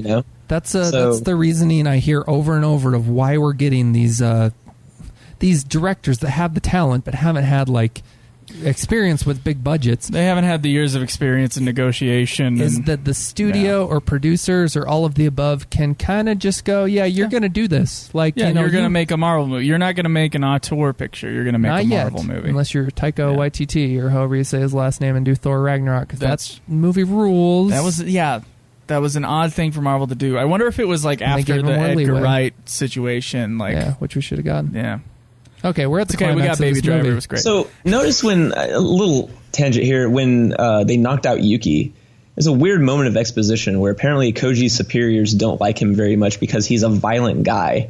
And Yuki, that was the guy we found on the island, right? On the island, and Koji's the heartthrob. And I'm kind of thinking, okay, so do we ever see him butting heads with a superior officer? Do we see him getting in a fight with his peers? He was like stranded on an island. Or at least, like, of his own volition, I'm out here, I'm not leaving. Yeah, but I mean, like, Godzilla. He's introduced as a pretty standard soldier, so I thought, it would have been nice that would have been some interesting character point to explore, but we just get kind of randomly tossed at us because reasons. So you're telling me they didn't show us, they told us, which is always a great, thing to do in movies. Well, it's not only that they told us, but they told us, when we've already been, like, with this character for How far are we into this movie? About an hour? Far enough. 30 minutes. We got a lot left. I wanted to discuss with you, I guess you can just autopilot Mogura. I guess he was only flying, but like before they knocked him out, these 3 pilots, they knock out one of the pilots. Yuki, yeah. Yeah. There's only one guy, actually at the controls. So I guess that's possible. I guess you don't need 3 people. You can just manage with 2. So why does there need to be 3? Whatever. Just a backup guy. Sure. Yeah. It's actually a smaller crew than Mechagodzilla had, though. Yeah, and it shows that the technology has evolved. One of my favorite details about this Mogura ship that I was reminded of just a couple minutes ago. With a P. In the background, there's a little console thing, and all it says, Rand. All it says, dude, in the background is battle. That's all it. There's that's on a light board. There's not room for any other words. It's not like it's scrolling. It's a permanent fixture. It says battle. That seems to me like if you were in English play battle. If you were to play like a Street Fighter or any side-scrolling, linear plane fighting game, the backdrop of your where you're facing off against each other would be like a laboratory or a command center, and it would say that in the back, just flashing battle. I like how the last resort, not the super beam, it's the drill attack with the little tiny beak. That's really gonna be the thing. It's Mogura that takes out both. Those aren't just for show. Those giant crystals on SpaceGodzilla's. Those giant what? A friend of mine, when we played the PS2 game Godzilla Save the Earth years ago, he decided to choose SpaceGodzilla, and when he pops up, it's like Godzilla versus SpaceGodzilla, and he looks at the SpaceGodzilla design. He's like, "Oh my god, he's got breasts on his shoulders." Oh god! I just never again will you get rid of that. They're like giant Madonna cup, Right? Yeah. Or okay. Design. I think this design looks great in on paper and comic books and stuff like this, but kind of, I don't know. He kind of looks like a TV kaiju. Oh yeah, he's totally something from tokusatsu television. Yeah. And here we go again. The SpaceGodzilla, when being attacked, he doesn't back off. He doesn't advance when he gains his upper hand because the suit can't move.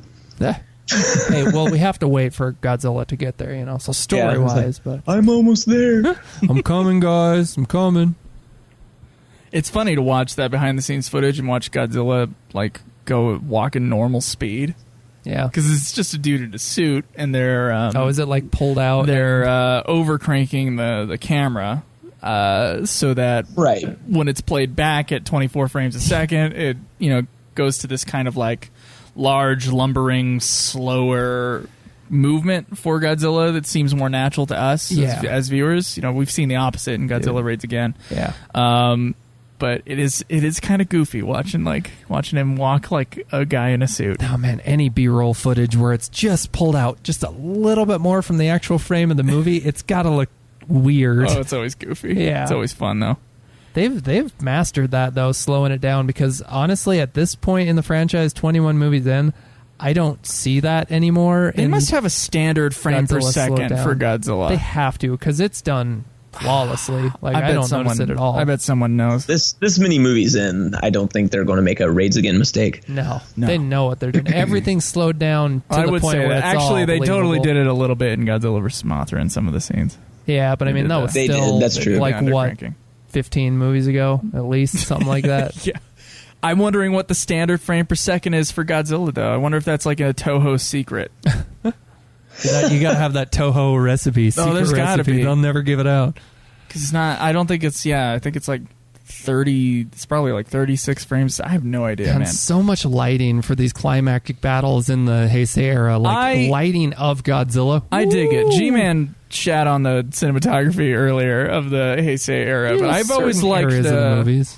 Well, Kawakita, he always liked lighting things from the back, everyone's lit up very well from the back and stuff like that. I don't necessarily dislike it. I kind of like the style, but I don't he just does it all the time. It's kind of lost its luster by this point. Are you talking about the giant bright spotlights we get behind the K? There are always these spotlights, and they're not really I enjoyed. I think we're supposed to notice him. I think he just likes lighting up these monsters.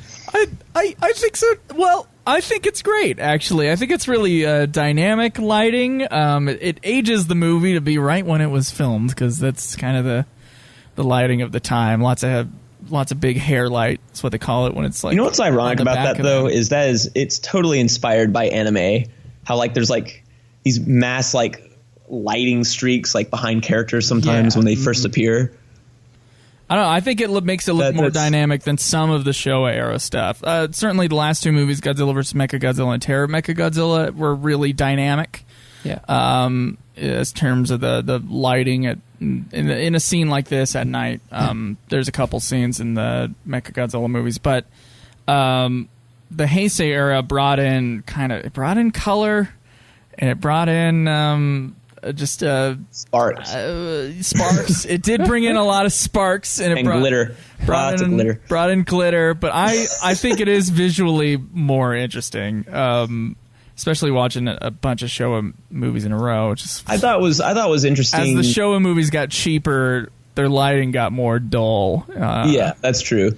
I thought it was interesting in Biollante and King Ghidorah, but by the time we hit versus Mothra '92, it was time to do something else, and they didn't. What is happening? Cones of cones. So cones of Space sparkles. Godzilla's floating up. Flash Gordon loved the scene. Oh yeah, I wouldn't have even made that connection, but you're right. Little sparks coming out the back of the. It's just gone banana bonkers at this point, and that's I don't know. This is like so. You either love it or you're just wondering what is happening. I don't mind these movies going bonkers. That's fine. But if you're going to go bonkers, then embrace it. I'm still supposed to take a lot of this seriously. Okay. And like, like when they did a pulp, a pulp comic kind of movie and with like Monster Zero, sure, have Godzilla jump around. That's goofy. It like fit with the time and the kind of feel and the look. It's a shot. We have a blue Godzilla floating around, launching Flash Gordon rockets at Godzilla. Yep. And I'm supposed to sit straight faced. Not to mention, little Godzilla has these great big anime eyes. It's just that we're in a universe that I don't know what I'm quoting somebody. It might have been you, G-Man, but it's like a spoof of a spoof, or we're so many degrees removed from reality that, like, if you remove it 1 degree, which you're describing, Astro Monster, so it's pulpy. It's we're not meant to take it seriously, but we understand where artistically they're coming from. But like, they play this so seriously, so it's almost 2 degrees removed from reality. It's almost like it feels a reversal of a self-parody in some way. Yeah, I don't know. That's what I'm trying to get at. It's strange. Where it feels weird to be in this universe, the logic definitely not there, and also the way characters react to things, it's very over the top, and you either love it or you hate it. There's not much room for being lukewarm on this movie. But I forgot about the somehow. CDs on that door. There's just like on the door, there's just a couple CDs just chilling in the middle of the door. Those are probably like in the set design. They were just like, okay, we'll make a big silver door. We need something here. And then they just put some CDs on the middle of the door. Joe, those are the CDs that you place into Mogura. The red CDs will make him evil Mogura. Oh, yeah. But the blue or green CDs will make him into good Mogura. I forgot. So that's plan Z is to turn him into evil Mogura, and he's just going to go all out brutal on Space Godzilla. But we want to keep him tame. It's got to be like made of paper, right? Lackadaisical. Like he's drawing energy from the tower. There's just no energy from it whatsoever. Before he goes down, they have time. They have the time to just chill. Go down an elevator. There's a lot of this movie that takes... I forget how extended it feels when they're on the beach. It's like it takes a while for Godzilla to both make landfall and for that whole sequence to play out. The whole area with Project T and the Yakuza, it feels like it takes longer than it should. The Space Godzilla flying against Mogura in space, when I'm watching it, I'm like, okay, this is fine. And it just plays out for a little bit longer than it should. Like, they could cut out some of it. They didn't know how to pace it, and it was inexperienced director, and it just drags. So here's something: is weird. We get what we Akira from SpaceGodzilla. These two vehicles. Mechagodzilla, right? Because that's what was supposed to happen. Land Mogira has a giant drill that comes out of its chest. We just saw a beam cannon come out of the chest. How is it housing a giant drill and that giant satellite-looking plasma cannon? Mirrors. When did Super Sentai and Power Rangers mecha transformations make more sense? I have issues with this. Hey, G-Man. But does it make more sense or less sense than the sudden costume change of our two leading ladies? And the costume changed to something real strange. It's like Michael Jackson suits going on. Yeah, they need to be in a Michael Jackson music video. You're right. I've never even thought about that. What are those? Things. Joe and I immediately noticed that where we're like, I guess in their needing to get to the scene of this climactic battle, they had time to make the costume change. Yeah, that's fine. Hey, we're going to go retroactive on this one then, G-Man, if we're describing or explaining how Mogira, is able to have both a beam cannon and the drill in his chest. Okay. Explain to me. Please, go. The anime we just watched, the, mutating steel technology, did that exist in this movie? No, it didn't. Oh, crap. I know. Okay, then I have nothing. That would probably, work, though. I'm guessing some sort of like large CD device. as everything is created from in the 90s. That would like come from the side. Joe, if it's a large CD device, the suit, it's a laser disc device. And then it starts spinning, and when it spins, it creates super energy of some kind. There's so much force being and it just goes out of the way, man. By the spinning. It's like a CD changer, only it's like a weapons changer on the inside of the so it's like in the trunk of those cars where you can fit multiple CDs. That's right. And they just you're like, push where the does it fit? Yeah. I had one of those.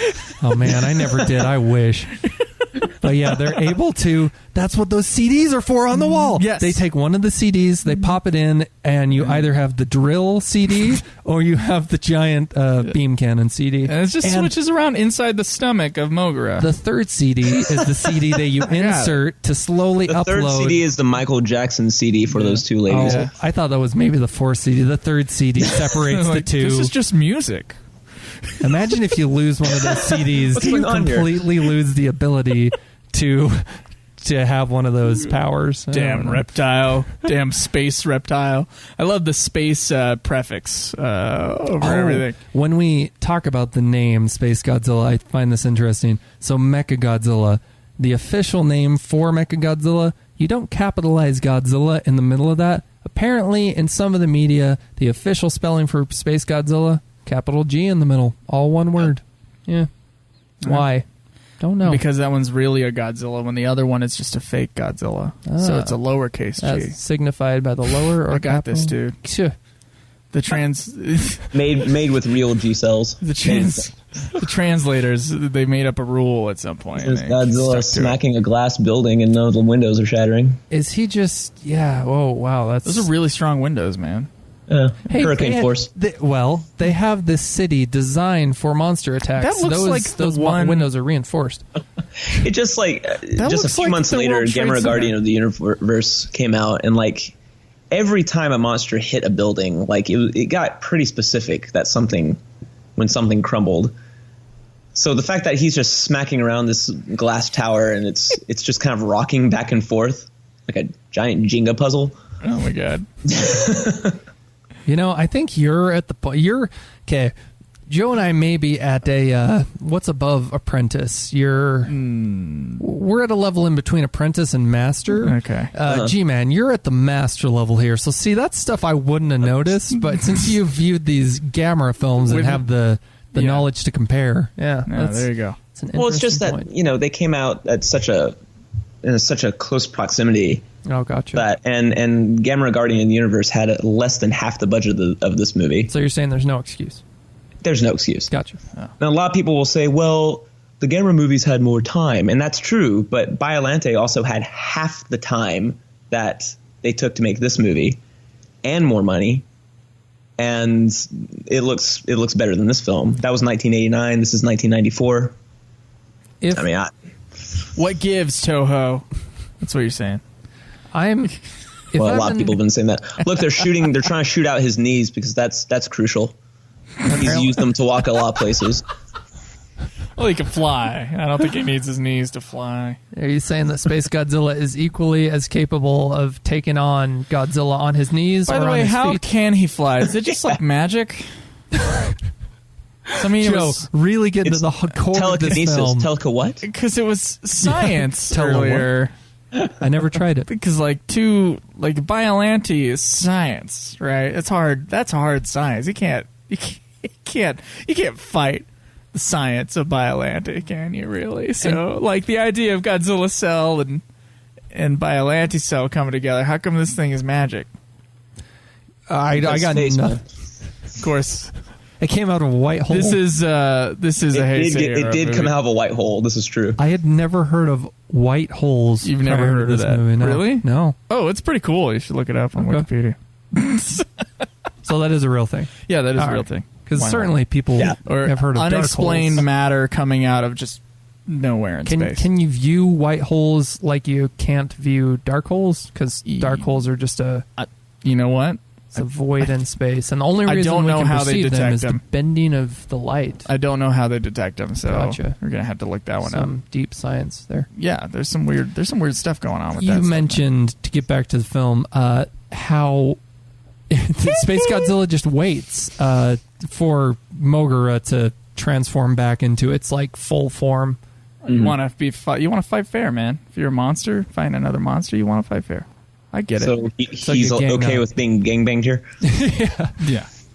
Gang banged as in bang bang, the shots that Mogura are shooting at him. G-rated. Yeah. We try. Sometimes we succeed. Off podcast, not so much, but on the podcast. Oh, look, they switched CDs. Yeah. They did. Imagine if they're back to the laser thing. That's like the same thing they've been using throughout the 60s. I like the eye beams. I do, just like the original Mechagodzilla design in the Showa era.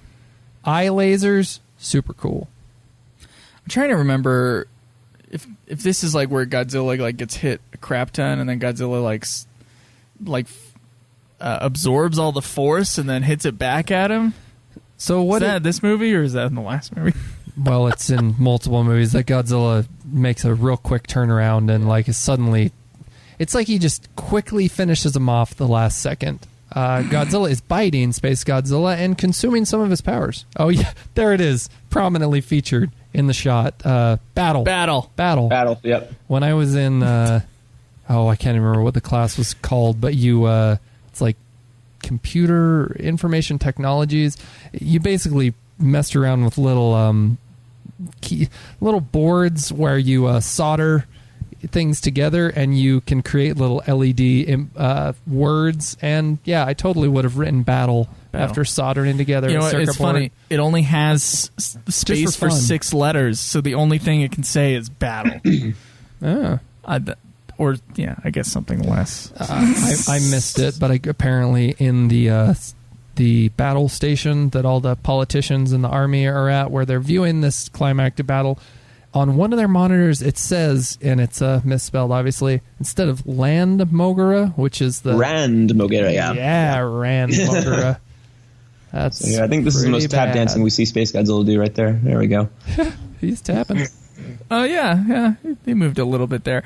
It's funny, just a trope of this. This destruction is awesome. A trope of this entire. Oh, danger! Oh man, I didn't see that the first time we watched this. So it switched words, man. The pilots of Mogura, when they need to be told to battle, they view their little, LED sign. Okay, it says we need to battle. Are we in battle? Danger. Let's check. Crap, we're in danger. We're in danger mode. What are the trope though is that they got hit in the arm, right? Is that anywhere near where their cockpit is? No, the cockpit's right under the neck. Right. So why are there a bunch of sparks flying around like crazy? Because this is tokusatsu, because Joe. That's what it is, man. That's what happens. Sparks fly. I think that's just a regular trope. In every Star Trek movie, you see sparks and wires hang from the ceiling. This shot bridge. especially, I'm seeing Star Trek all over the place. The doors opening, closing. Yep. How about that Dutch angle? It's a lot of... Well, no, Joe, it's real Dutch. Well, it's on the ground, so, they're sideways. The camera's straight on. Got it. Okay. Yeah. All right, I understand you now. Okay, they got to take out the flash drive. The little escape pod. He just happened to have this blood coagulant with him just in case. He's like, this was my plan A. It was his plan A. This is his plan A all along. Okay, plan A is a small missile launcher with a blood coagulant missile in it, and we talk missile. Does it have a blood coagulant missile in it? I don't know. I don't think they ever say. I think it's just a missile. But plan B is a giant fighting robot. That's plan B. Plan A is your... I thought you were talking about the rocket launcher he has right now, because That's the first thing you go with. That is giant fighting robot. Second plan. It's not like we're seeing Godzilla in the twilight. He's lit blue. Everything's blue. It was red before. Now it's flashing between red and blue. That's right, man. Well, I think the shot where Space Godzilla is clearly being rolled on a platform while engaging with Godzilla is about to come up here. Oh, gotcha. Oh, yeah. It's when they pull out too much that's visible. I mean, up close, hidden by the wreckage of Mogra. But it's okay, yeah. But that's then fine. Just don't pull out. Here we go. Right. Okay. Wait for it. Oh, yep, there it is. Look it's just, he's moving. He's on a treadmill. No, he's levitating barely above the ground, because we saw him levitate before, G-Man. Oh, that's a good point. But he was Drew's right. Far above the city. He was just slightly off the ground levitating. I like how the mood of the fight is reflected within the color of the cones. If you notice, the cones have been changing reds colors. yeah. Well, his crystals are turning red too. Yeah. Some people have retroactively called it burning Space Godzilla because of that. Because everything needs a name. Go for it, guys. No, if you get deep into Wikizilla, you're right. Everything has a name. Yeah. And that's fine, but I like I don't know. I kind of like how it reflects, like, is it like the state, is it like his mood, Space Godzilla's mood? He's in a purple mood right now. If he wants to rave, he turns into flashing. I think we've devolved in this commentary, by the way. Actually, connect your aux There's not cord. A lot to talk about here. No, man. It's a lot of eye candy. I was saying this to Drew. I might have said this on the last commentary. But as a kid watching Godzilla movies, certainly the flashier one would be the more enjoyable. And a bit of me still feels that way. So the fact that it is like super colorful. Yeah. And over the top, I find just visually just fun. If I'm not... Okay, this movie, I find, perfect for a binge of Godzilla movies where you're not focused on them, you're just, flying through them. But if you're to pick out specific movies from the franchise just to watch, I want to watch this Godzilla movie specifically, this is maybe not one that I'd come to as much. If I was to show it to kids, I mean, great, because it'd be a great way to get them to sleep. Yeah. Oh, gal. I thought they would be enticed by it. I thought they would enjoy it. It would keep them up. They're like, yeah, Space Godzilla. If I had ever seen this as but by the second act, they'll fall asleep with all the dumb Yakuza stuff. See, that's a problem, man. Yeah. Dumb Yakuza stuff. How can you write that in to be dumb? And boring. Yeah. That's even worse. Dumb Yakuza stuff, boring Yakuza stuff, you have problems. Because maybe not the most action-packed in parts of Ghidorah the Three-Headed Monster, that film, but it was real interesting how the Yakuza are looking for the amnesiac girl. They find out stupidly through like a newscast that where she's located, and they come and have like a small shootout and try to kill her through like the electricity. But yeah, a lot more engaging than what we get in this movie, unfortunately. How dare you guys? I enjoyed this movie as a stupid, terrible movie. I enjoyed it. Joe, I enjoyed interesting it. I enjoyed it way more than the last movie in this series. Mechagodzilla 2. Yeah. Yeah. I was in it for Godzilla 2 was just boring. This movie was just boring and dumb. See, no, I think this movie is less boring than Mechagodzilla 2. Like, the audible laughs coming from how Space Godzilla was born in the middle of this movie, finding that out, that was enough to keep me going. Gotcha. That was enough. And it's so over the top stupid that it was fun. I'm going to read Toho Kingdom say that this film is far from terrible and an underrated movie, but then they go on to say that it suffered from an overly complicated story, underdeveloped characters, and they say forgettable music. That's a little bit... I would tend to agree more with you, G-Man, that it may not be the most appropriate for the scenes it's set to. I don't know. I think the Space Godzilla theme is actually really good. Yeah. But like Hattori's Godzilla theme in this sounds more like a military march, and they only use Ifukabe's theme from Mechagodzilla 2 once. I would like to say again, costume design A+.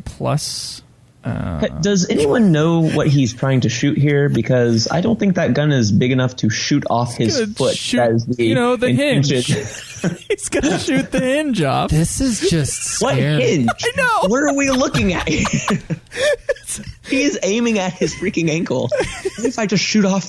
Oh my gosh. I'm thinking scanners here. This guy's head is about to explode because Miki is telepathically like communicating with Koji. Was his name? I'll aim the gun for you.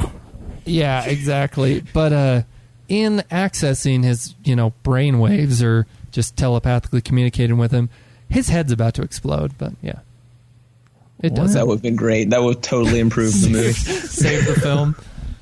A real surprise ending there. Wait, what is going on? Why? What? Is she? I think she's using her telekinesis through him. It's just such an over-the-top think. You think? Oh, no, she opened up the hatch. And then the slow-mo almost falling down. And, our two stories, the humans and the human story and the monster story coincide in here because there was our climax. We saved him from falling to his death, and he's about to take out Space Godzilla. And now we get the recycled climax from the last movie with the spiral ray because Godzilla's gotten his Super Smash Ball and is about to press B. Yeah, that's a good use of that. It's totally a video game finishing move. Yeah, it is absolutely a video game finishing move. I like that. I think it actually literally was a video game finishing move in a few video games. I liked it in the same moment. I would not be surprised. Mogra's head explodes. That's so cool. Godzilla's like, thanks for helping me out. Let's blow you up. I think it was in that scene that we just barely saw. You see glimpses possibly of... did they call it Burning Godzilla? What's his name in the next movie, G-Man, where he's super... Burning Godzilla is the form of that. So you get a Burning Rodan, a possibly fan call name. Fire Rodan, a Burning Space Godzilla, and a Burning Godzilla in the next movie. Gotcha.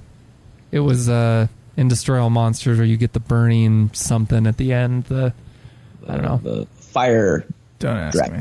Yeah, Fire Dragon, sure. It's completely pointless, but... Yeah. That's a fire tornado. Those things are real. You can look those up on YouTube. They'll scare the shit out of you. So the essence of Space Godzilla floats into space kind of like Biollante did at the end of... Because you cannot truly resolve any big monster thing because, we might want to write him into another movie. It's true. Well, you'll notice there's a similar effect with when Godzilla dies in the next movie. So I think it's more of just kind of this is what happens when Godzillas die or something. I don't know. Die, giant air quotes. Is there no mugging face shot of Erica going up into the sky? Oh no, Erica. That was Erica. Spoiler alert. Space Godzilla was Erica the whole time. Well, she was like 1/4. She's 1/4 this, man. Oh man, as interpreted by a black hole through a white hole. With the space radiation thrown into the mix. Just half Godzilla, half Biollante. And remember, Biollante, I think, is half Erica.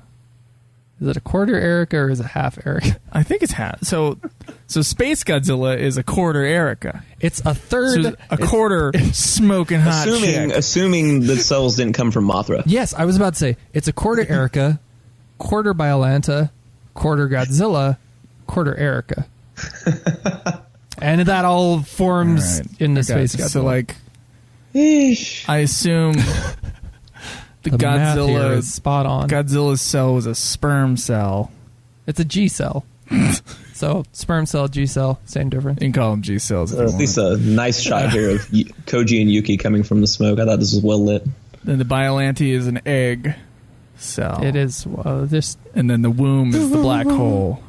And her reaction to it, like this real, zoom. It's Again, I think the Dolly cinematography is better than the last 3 movies overall. There's a lot of shots that I really like of the human characters. Did you say the DP was the same for the effects and the human story? The different DP for the special effects, and okay. I think Kawakita's used the same DP for the last few movies. The but effects. This movie, the live action shots with the characters, it has a new DP. The effects cinematography looks just maybe on par with the last few movies, but this generally. Human stuff is real cool, real engaging.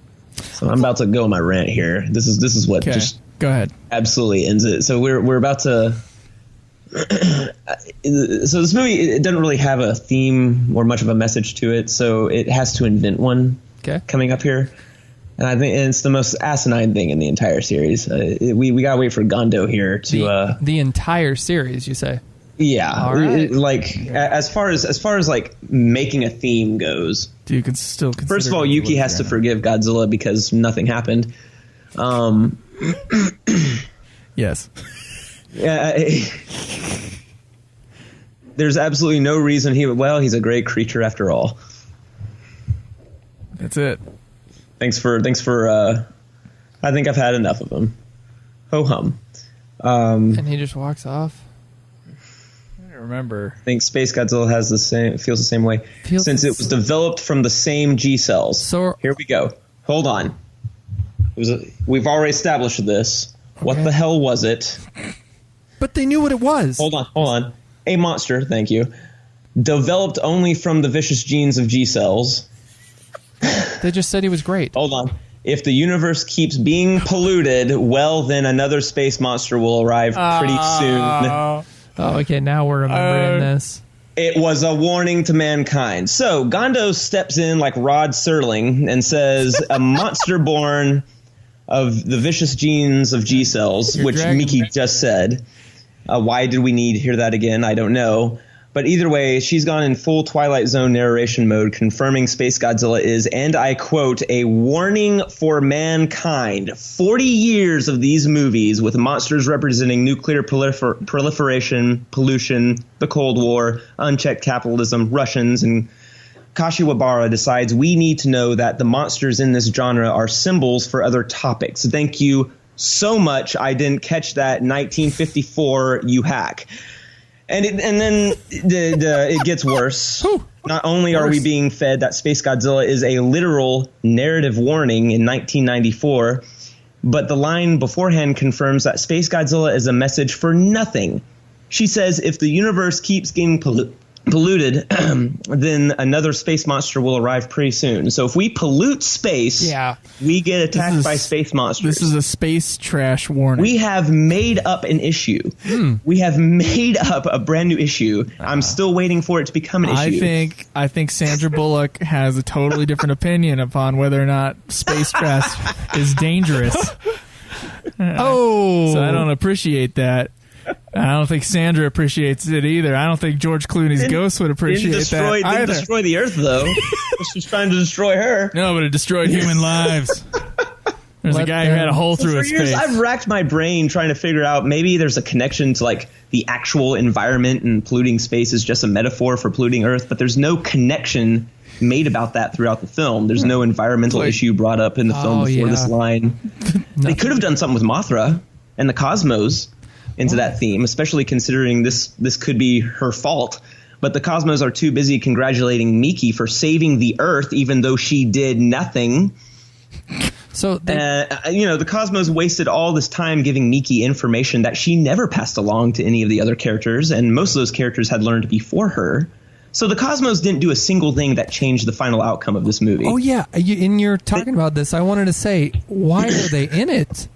They don't need to be. They could have been completely cut without anyone noticing. Little Godzilla as well, completely cut. The final 5 minutes of this movie are some of the worst in the whole franchise. The theme could have been like forgiveness from the guy who wanted revenge, which it sort of had. The monster didn't have to represent anything. I agree with you. Well, if we're going to make it a truly good film, reflect that same theme in the monsters, like forgiveness. Look, space trash is a real thing, man. You got nuclear bubbles there. That space trash is going to come and kill us all. If it's only going to kill Sandra Bullock, I'm okay. Then I'm good with it too. Yeah. I mean, no, kills George Clooney. And then she took off. Did she already take off the satellite off the back of Godzilla's head? She did, didn't she? Yeah, she did. Yeah. So we had to be reminded of the subplot that went nowhere too. With their mind powers. True. Thanks. I know. I had to think about that too. I was like, is he being controlled during this? No, not really. Like it's just implanted into his neck. Ooh, they're walking. They never kiss. No, but it is a romance. It's a teen idol romance. Remember that. Oh yeah, like the director of this film. So drives me nuts when they don't kiss. Not even a hug. Not even a hug. They need to kiss. You can't have. They gaze longingly into each other's eyes. This isn't the first time this happened. Was it like Pacific Rim where they just kind of like held each other's shoulders for a second? I like that ending. I liked it too, but on another level, I was like, God damn it, just kiss, you morons. Nothing. So Ken Satsuma, who had been playing Godzilla for 10 years at this point, he told Koichi Kawakita, and I quote, during the middle of filming, I quote, "I think we need to stop soon." Which about says it all, you know. I did hear he certainly had disagreements with the thing that they cut entirely out of both versions, US and the Japanese. We mentioned it earlier. Godzilla attempting to destroy the crystal prison that SpaceGodzilla put Godzilla they cut into. that because Kawakita thought it was too serious and too dark. Which to me it would have made more sense, but He goes, I'll just leave him there. I figure when I kill the monster, the cage will be gone. Baby was such a huge part of the last movie. I figured in watching this movie, I'm like, okay, we're getting little Godzilla introduced pretty early. He's gone for the bulk of the movie. And then I was like, they're going to just throw him in at the end, aren't they? And they do. Absolutely, they did. Absolutely. Okay. G-Man, you got any more like random facts you want to throw at us before? I mean, just that, we covered that, made 3.4 million tickets, and the earthquake kind of helped perpetuate that. But it was very front-loaded. It dropped off pretty far after the opening weekend. Japanese critics panned it, but I mean they also panned Destroya and most of these later movies. And even though it made more money than Gamera Guardian of the Universe, which was just released a few months later, it did not turn as much of a profit as that film. And that kind of Toho took note of that because whereas the late Heisei Godzilla movies were panned and ignored by international distributors, Gamera Guardian of the Universe, directed by Susuke Kaneko, he did Godzilla Mothra King Ghidorah, which is coming up for you guys. Gamera received like immediate stateside screenings and was picked up by ADV Films for home video distribution, whereas Toho had to like force Sony to get these movies out here. So this was a problem for Toho because they were operating under the assumption that in order to get a larger audience, they just need to throw more money at the franchise. Yeah. Well, Gamera costs $4.5 million. SpaceGodzilla costs $10 million. Oh God! And Gamera was shown internationally and was critically praised, like overseas as well. So this was an issue for Toho that they took note of, and they thought that they could still make money off the franchise via merchandise. Yeah. They were getting way more money from the merchandise than they were from the movies, so they thought that they could continue making money off that without film. So that's one reason that Destroya came in, and they thought that they should.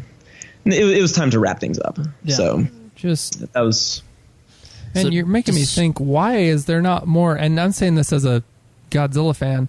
Why is there not more fans of Gamera then? Like, it seems like that's more of a hardcore thing where if you're into Godzilla, Gamera, but like you're making it sound like those movies are so good. I don't. The Gamera trilogy of the 90s were incredible. Okay.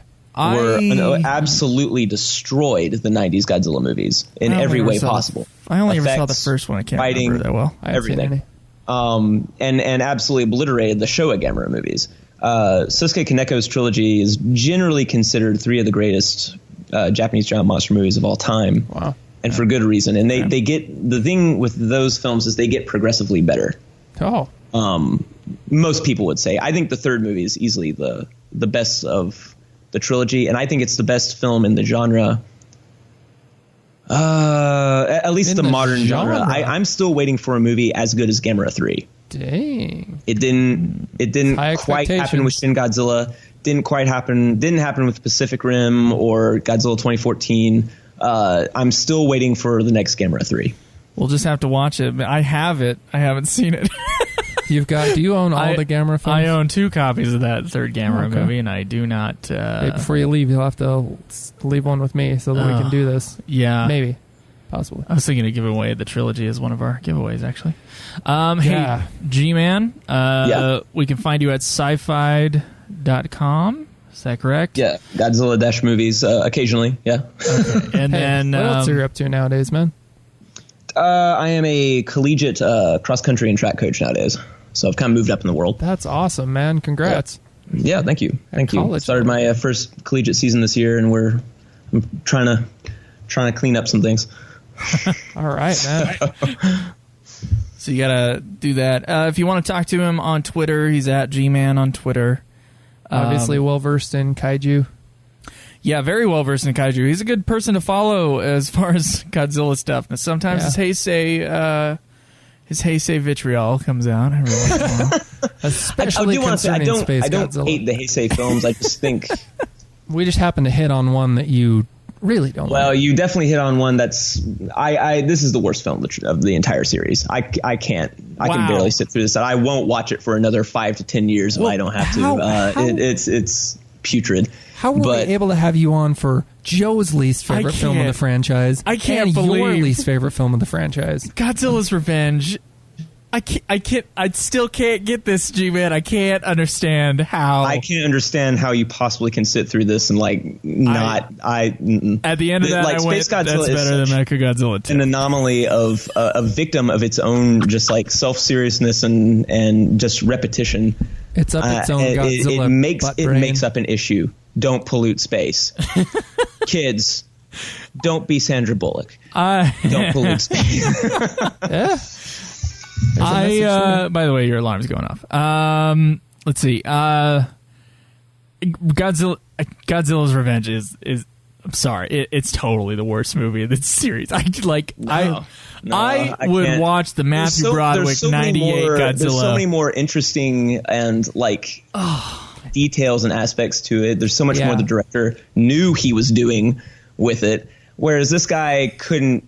He couldn't figure out where to go. He had so many threads to chase down, and he couldn't even pick one. So he just kind of did all of them halfway. Okay. There was nothing there to chase. There's nothing unique about the movie. I mean, it's the second Godzilla movie in a row where the enemy monster in the title has Godzilla in his name. Says it all. At the very least, Godzilla's Revenge attempted something very different. Is very unique to the franchise, where it isn't a monster versus kind of monster storyline, and stood out as kind of a movie with a completely different theme to it. This is garbage, space garbage, literally. it warns us of space garbage, G-Man. I was pondering. I can't even. Godzilla's Revenge is honestly one of the. Oh my god! I think it's now the second worst movie that I've ever seen, because I finally saw The Room, and that is honestly the worst movie ever. But that one's good bad. But that one is good bad. Godzilla's Revenge is not good bad. It's just bad. And despite it maybe having a clearer point of view, I'll give you that one. At risk of being choked out by Joe here, I'm going to side with G-Man on Godzilla's Revenge argument. Yeah, no, you've sided Godzilla's with the Revenge correct, to be the worst cringeworthy thing on the every scene outdoes itself with how awfully cringeworthy it is. And in this movie made me laugh. It made me laugh. The other one makes me cry. This movie makes me laugh in the cringe way, though. There's nothing here to there's really nothing here to. There's no redeeming factor whatsoever. Even Godzilla's Revenge, I can see if people want to make fun of Minno's voice in the English dub or something like that. Okay, but it's boring. It is an absolute cure for insomnia. And I can't. This will be the last time I watch it for a very, oh my god, very, very long time. Well, if again, I don't know. Glad to have you come on. Glad to have you come on here terrible. With your opinions and your facts. Yeah, all wonderful. So we appreciate you coming on. I appreciate you guys. Appreciate you guys having me here. I did enjoy at least, tearing it apart. So that was. Hey, we figured out a lot of mechanisms of Mogura, yes. Which final thing possibly, we never mentioned what Mogura, the acronym, stands for. Oh, Mogura, you silly beast, you. Mogura. There's actually 2 acronyms. Oh, okay, well, the one I got is Mobile Operations Godzilla Universal Expert Robot Aero Type. And arrow type terrible. At the end is arrow dash type. With a dash. So they use that as one word because, G-Man, if you had done it as 2 words, that thing would be titled Mogarat. Mogarat. Yeah. That can't be. Probably more appropriate. I don't know. Joe explained to me prior to our starting this podcast, that's just a case of retrofitting a name towards retroactive acronym. Mogra, yeah. It's awful. Well, there's some they take the U out of it in some cases. Okay. All right. So I don't know what that acronym where and when that happened, but you can drop there are some cases where they just don't use the U at all. All right. Godzilla's Revenge ain't that bad. Space Godzilla's okay. That's your opinion. The mediator here. I like it. Well, okay. I find this one to be okay, and I find Godzilla's Revenge to be almost unwatchable.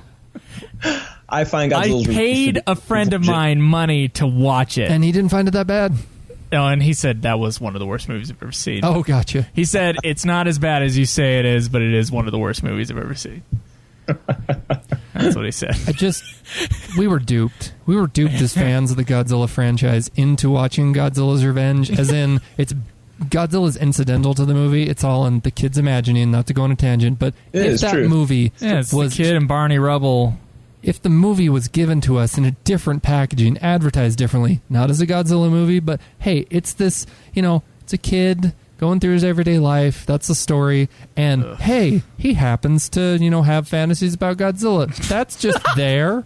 The false advertising of the Godzilla series seems to be a reoccurring thing. You have the 2014 movie, which was sold as something completely different. And then you also have the City on the Edge of Battle, which was sort of not quite, but maybe Mechagodzilla will appear. And then no. Hey, they had a toy. And they had a toy. They had Mechagodzilla on the poster, and then he was a no-show in the movie. Maybe final stuff. Do you believe we'll get a physical incarnation of King Ghidorah in the 3rd animated movie, or is he going to be a concept? Well, we've already... There's been some footage of him released from a recent... some sort of a cinema festival or something like that. There was footage of a physical King Ghidorah, kind of like at least one of the necks like coming out of the sky and like it's not just down. Lightning. It's not just yellow lightning. It's hard to tell. I mean, Godzilla's thumb does look a little like you can see through its neck a little bit when he's holding it, but I don't know if that's just. I don't know. It's hard to tell on the poster. I don't know. That's very interesting. We'll see. That's we're all highly anime anticipating trilogy is that definitely something interesting. It's turned out to be so. Yes, that's true. All right. Well, I think we're gonna go ahead and let you go, and we're gonna do our giveaway for the month. So let's get to that. Okay, we're here back for us. Quick cut. Yes. All right, guys. This is the giveaway, and you know what we're giving away? This is why you should subscribe to our Patreon account. Godzilla 1985, guys, on DVD. You can't get this anywhere else. No, it's probably illegal. Because it was really hard for us to get. But this is a fan creation, apparently. I don't know. Because this thing's never been released on DVD. That's Godzilla 1985, not Godzilla 1984, which was we got official through Kraken Media. This one's got Raymond Burr, guys, and it's interesting. Yeah, it's Dr. Pepper ad placements and all. Something to have. So we have this on DVD. Joe and I... We'll probably sign it if we can find a Sharpie here. We're in a foreign area. Yes. But I am going to hit... Well, now I got to unlock my phone again. I've talked too long. Okay, drum roll, Joe. Okay, well, let me list off the names here. Well, let's do that. These were the people who supported us through Godzilla vs. Mechagodzilla 2, so thank you very much. We had a few people drop off, so our Patreon went down, but I don't think anything to do with the shows. I think it was mostly financial stuff, which is totally cool, guys. We appreciate anyone who's ever given anything. Anybody who's given us anything, we super appreciate it, and appreciate your support throughout when you did it. So that's fine. Thank you very much, and thank you to the people who are still contributing. I'm getting a big Godzilla atomic hug from Joe and I. I think we got a couple new people on this list too. Okay. So thank you very much to Chris Taylor, Jason Poor, Ryan Davis, Zach Heller, Serrano DB23, Jesse Hickman, Jesse Salcedo, Melissa Carter, Joey Miller, Taylor Hensley, Martin Wright, Taylor Ward, Tess Pattern, the show, and Chris Britt. So thank you very much, guys. Now our drum roll for who's going to get Godzilla in 1985. Ryan Davis. Ryan Davis, you are getting Godzilla 1985. And hey, Chris Taylor, I'm sorry, dude. I went through my media collection recently, found what I should have shipped off a month ago. You're winning from our last giveaway last time we did a commentary on Godzilla vs. Mechagodzilla 2, of course. Yep. I will compensate you a little bit for that, so you'll find a little extra present in there, and you will receive that. And okay. Ryan Davis, you shall as well. Thanks, guys. Well, there's also a bunch of stickers that I've owed people for like 8 months, but I'll get it taken care of one of these days. Joe will take care of you on the sticker front. It'll happen. Guys, figuring this out. Let's keep watching Godzilla movies together. Godzilla forever. Got any final parting thoughts? Is this our... I liked Space Godzilla. Damn it. And there's going to be listeners who liked Space Godzilla. I think it's... I mean, without G-Man here to defend himself. Sorry, buddy. I think it's just the theme is what he may have had an issue with. And also I get some effects. I get it. A lot of it was real weird. But yeah, it is a weird movie. I kind of like it because it's weird. Yeah, I kind of like the weirdness of like the way Godzilla was made. You and I are both fans of Hedorah. So kind of like bad special effects sometimes, so I enjoyed that. And once again, the second female lead is really hot. So with G-Man possibly listening to this, you're just digging the nail in. I'm just saying, I liked it. Okay, and now I know a lot of people don't like it. In fact, when we were getting ready to watch this movie, yeah, our thing was like everybody hates this movie, right? And so we're like, we're gonna hate it. And I watched the movie, and at the end of it, I was like, I liked that more than Mechagodzilla 2. So is this an a lot of times you go into a movie with these high expectations, and it's okay. This one, we were like, wow, we came in with low expectations. Lower than low. And I enjoyed myself. Yeah. It does have an effect on your viewing. It does. It's definitely not a great movie. But no, don't go into it thinking it's one of the best of the Godzilla franchise. But you know, somewhere right in the middle. I enjoyed it more than Godzilla vs. Mechagodzilla 2. That's what I would say. Just like Godzilla vs. King Ghidorah, don't look too deep or you're going to get confused. Yes. And hate it, possibly. There's not that much depth to this movie. But G-Man's went deep down the rabbit hole. Yeah. We have not yet. If we ever do, maybe we'll hate Godzilla vs. Space Godzilla more. Maybe. Currently, it's okay. No. Yeah, so you're okay with it. Yeah. I don't need to rewatch it, but it wasn't terrible. Okay. Guys. All right. We love you. Yes, I love you too, Drew. I was talking to the listeners. Oh, you said we. Oh. You and I love the people listening right now. Oh. I do. I don't know about you. Did you just turn into Popeye? Bye. Hey, wait, whoa. No? Looking at Godzilla vs. Destroya, which is our next movie, right? And who are we going to have on that? If you've listened to the end, you are a true fan. It was nominated for Godzilla vs. Destroya, Cinemania, man. Well, he said he wanted to, so we'll try to get him on this time. Him. Okay, we'll contact him and see if it happens. Might be a bit of a delay. I'm moving, or I'm supposed to be moving, so... And neither Joe or I... Do you own that movie? I figure that out. Don't. No, I do. I did buy that Blu-ray. I do. I haven't opened it yet. I think I do own it. I know I do. I don't know. This will be the sad day when we watch them separately, Drew. So prior to this, if you want to get into real details of the podcast, Joe and I watch these movies together. So I know going into our commentary, as does Joe, what our impressions were. Joe and I are going to be watching these separate and coming together to do a commentary. So it'll be like, Joe, did you hate it? No, I liked it. Oh, well, I hated it. Or vice versa. I'm going to tell you, I've seen Destroya. I saw it probably last time like 6 years ago. Yeah. I liked it. I like Destroy. It has a significant jump in rating by a whole point on IMDb, which means nothing, but I look at it as kind of a... Okay, SpaceGodzilla's got a 5.9. Destroy's got a 6.9, and quite a few more reviews, like compared to SpaceGodzilla's 3,000 something. So a good test. I think it was a little over long. That's what I remembered. Okay, so this is before we rewatch it. Finale of the Heisei era. I remember it being a little over long, but overall really good. So. Destroy is the most metal creature in the Godzilla franchise. Thing's got like demon wings, spikes everywhere. There was a lot of spikes on Space Godzilla. It's the devil! No, those were crystal. You're probably begging to go to bed right now, aren't you? I'm hopped up on Monster, so I can stay up. It's only 9:30.